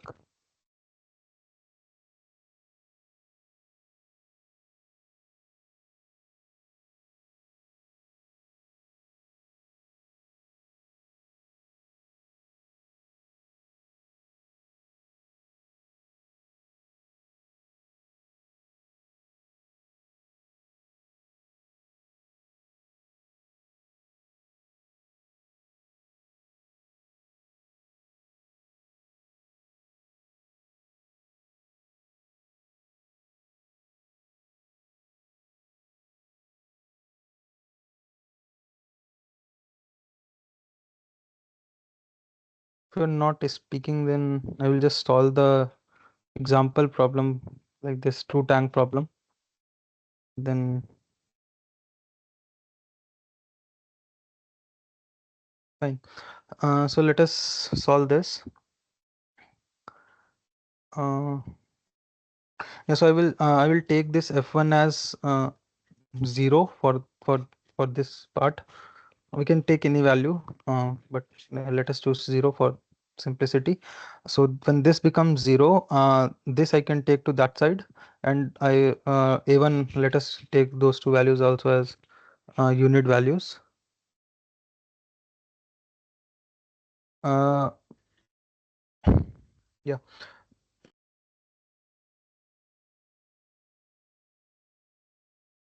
fine. So for first case, f1 becomes c1 minus c1 h1 minus h2, and for the second case, it becomes minus a2 h2 plus c1 square root h1 minus h2. Uh,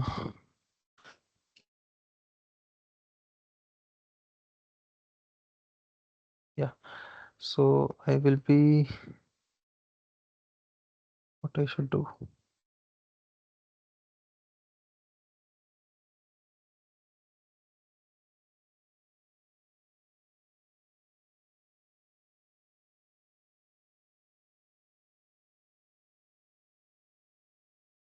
You can use the simple Euler's method.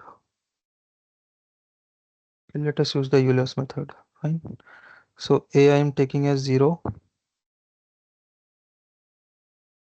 H1 I'm given as 10. H2 is given as 5. Yeah.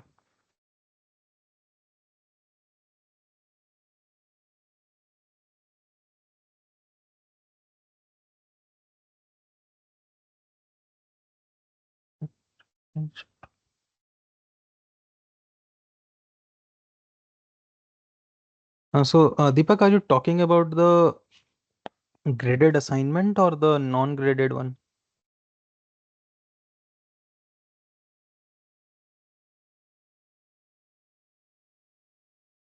C1, C2, square root of H2 minus H1. So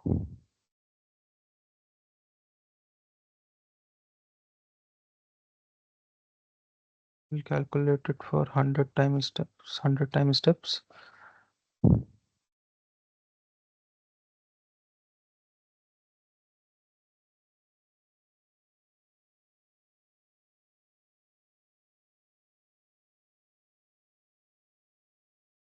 Yeah. So is 100. Which one is zeros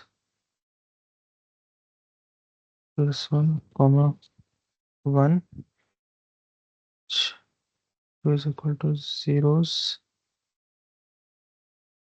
plus 1 comma 1.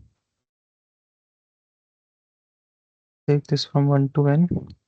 My h1 would be, so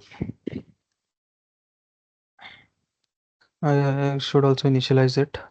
So h1 would be h1, and h2 1 would be h2. Okay.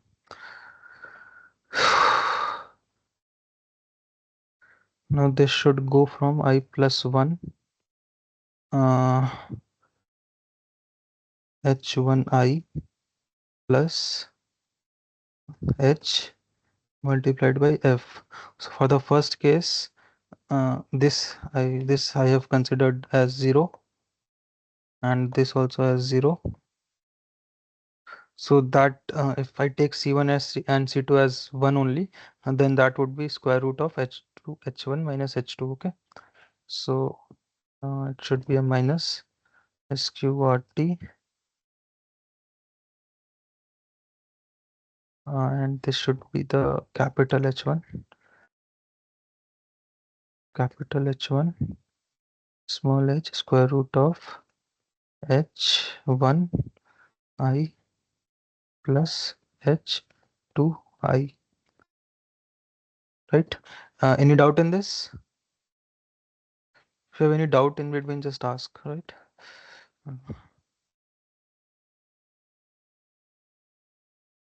Similarly for h2 plus h multiplied of by minus. Yeah. So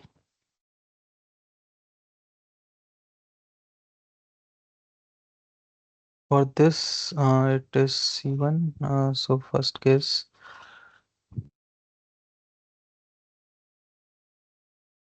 minus sqrt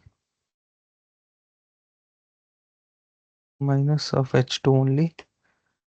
So h2 I, and close this square root over here. Then there should be a plus uh, square root of h2 minus h1 sqrt h1 I plus h2 I, and end.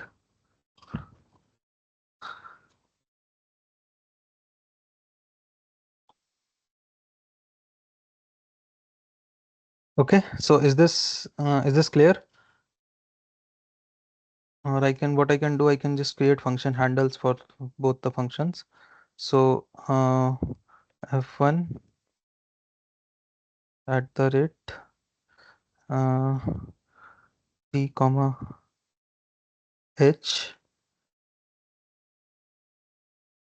So for the first case, yeah, so the function handle, now it should be, the function handle should have two variables, or a vector, right? Because I have h1 h2 over here. So if I try to solve it, okay, let me first solve this like using simple this method only, and then I will try to do it using function handle. So I will just copy this. This is clear to everyone, right? What we just did.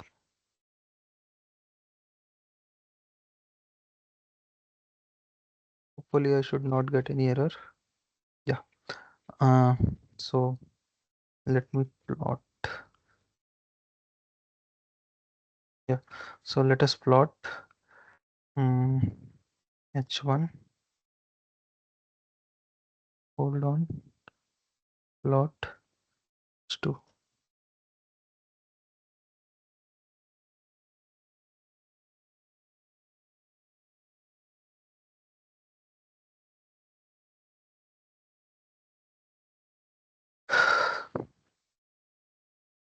So the first one is plot of h1. The second one is plot of h2. So we can see the volume, the height of h2 is decreasing, and height of h1 is decreasing, and height of h2 is increasing, and eventually like there is a overlap over here. So yeah, probably I'm starting to get some imaginary numbers. I should probably stop it until this something around 90-95 only. Okay. uh, yeah, if it crosses h2 becomes greater than h1, then this will start to become imaginary, right? So I don't know what it will give me, some imaginary number. Let me check.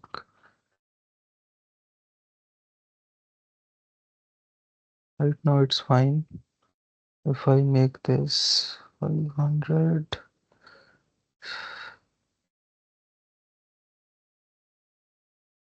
Mute some error.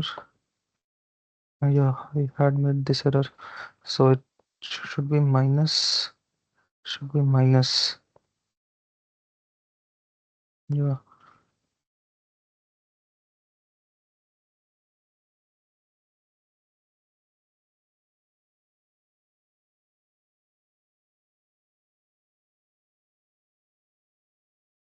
Hmm. So now you see, the red one is for H2, the blue one is for H1. So both of them are decreasing only, because the eventually there is an outflow from the tank too also. So initially the decrease in H2 is less, like the slope is very small, but as time goes on, the slope increases. Okay. Uh, so this is clear to everyone. This is like an ODE in two variables. Until now we have seen all the ODEs in single variable. So this is an ODE in two variables. This is clear.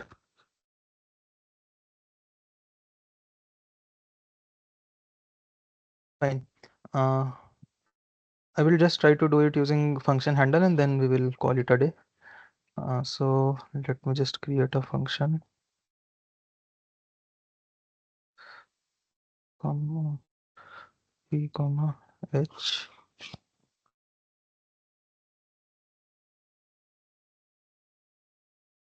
and should have two functions. So the first one should be sqrt minus sqrt h1 minus h2 and minus sqrt h2 to h2 plus sqrt h1 minus h2. Mhm. Yeah. So probably I will now have a single h. I don't need these two variables. I will just create a single h, and so now my h should be a cross 2, right? So 500 cross 2. Okay, let me just make this 100. So 100 cross 2. Uh,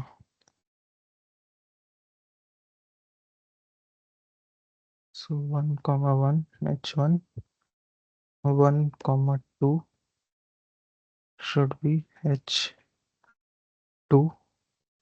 This is my function handle. So my h is a vector over here. It's not a scalar.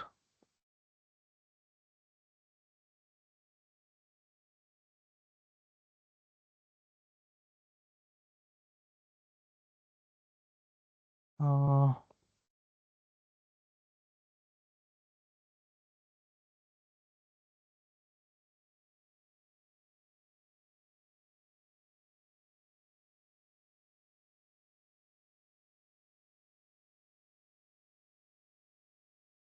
h times, just call the function handle over here. So my time is 0, or I can move forward in time. It does not matter because this t is not being used over here. So either I can just put it 0, I can put it I, it does not matter. Uh, and my h should be current h. Okay. Uh, let me just check. If I do h2, probably it should be all the rows.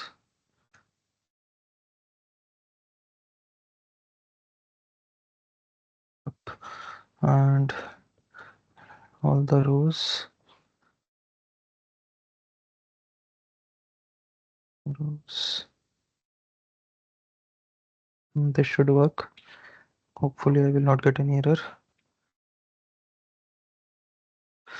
Unable to perform. Right side is size 2 cross 2. Let's just see this.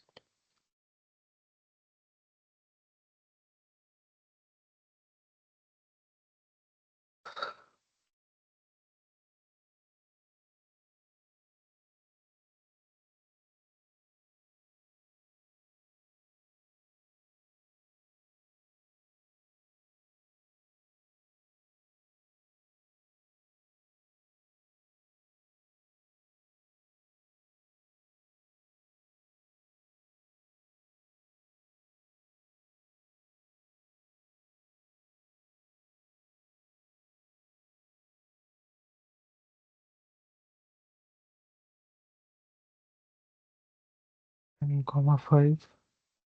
Now it goes to the next row.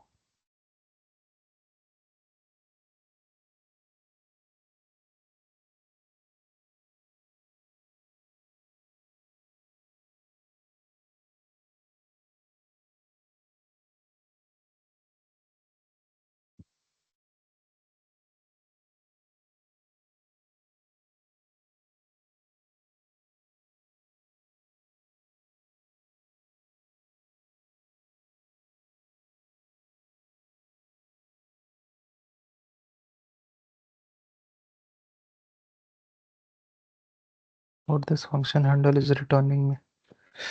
Okay, I need to check this.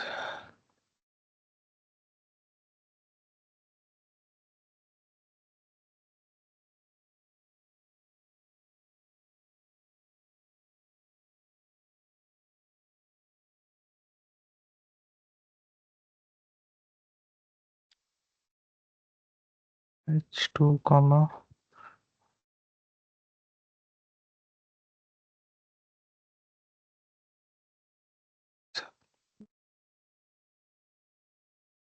second one is the column, first one is the row.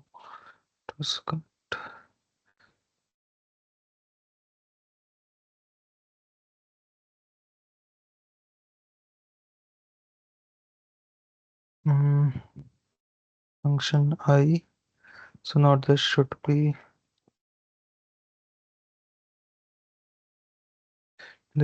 a row multiplying by h. This is a scalar function. Let us check what function gives us out. 0 comma 1 comma 1. Yes, it's 2 cross 2. Fine. So now it is perfect. Let us plot.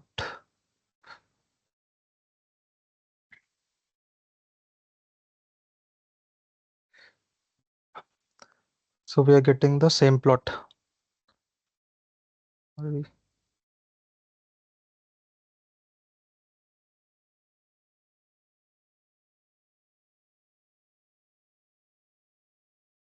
Yeah. So we are getting the same plot. Okay. Fine. Um, any doubt in this? What we just did? So now since we have made it a function handle, so we can simply use the same function handle for the RK2 or RK4 method, and it will run just fine. Okay. So yeah, because we are only inputting the function handle over here also. No need to change anything, right? So if I just use the same function handle,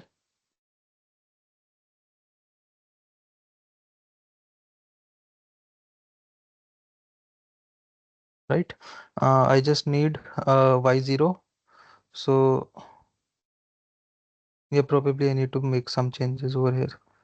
Yeah, I need to do this like n plus 1 comma 2, and this should be the mm, it's a 2 cross 1 vector. So my y0 is a 2 cross 1 vector. This should be a 2 cross 1 vector, and then this should not change. This should remain the same. Probably I need to do some changes to this variables. Yeah, fine.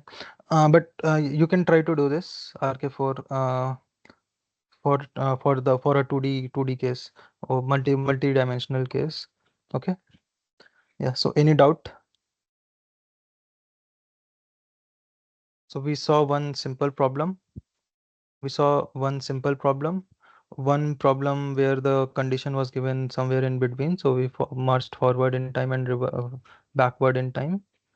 And then we saw one problem with the 2D case, like two dimensional ODE. Okay. Uh, Fine.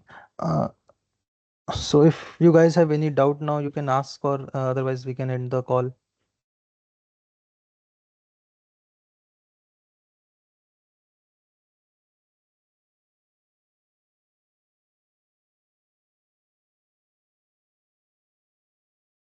Okay, then I'm ending the meeting then. See you guys next time. Good night.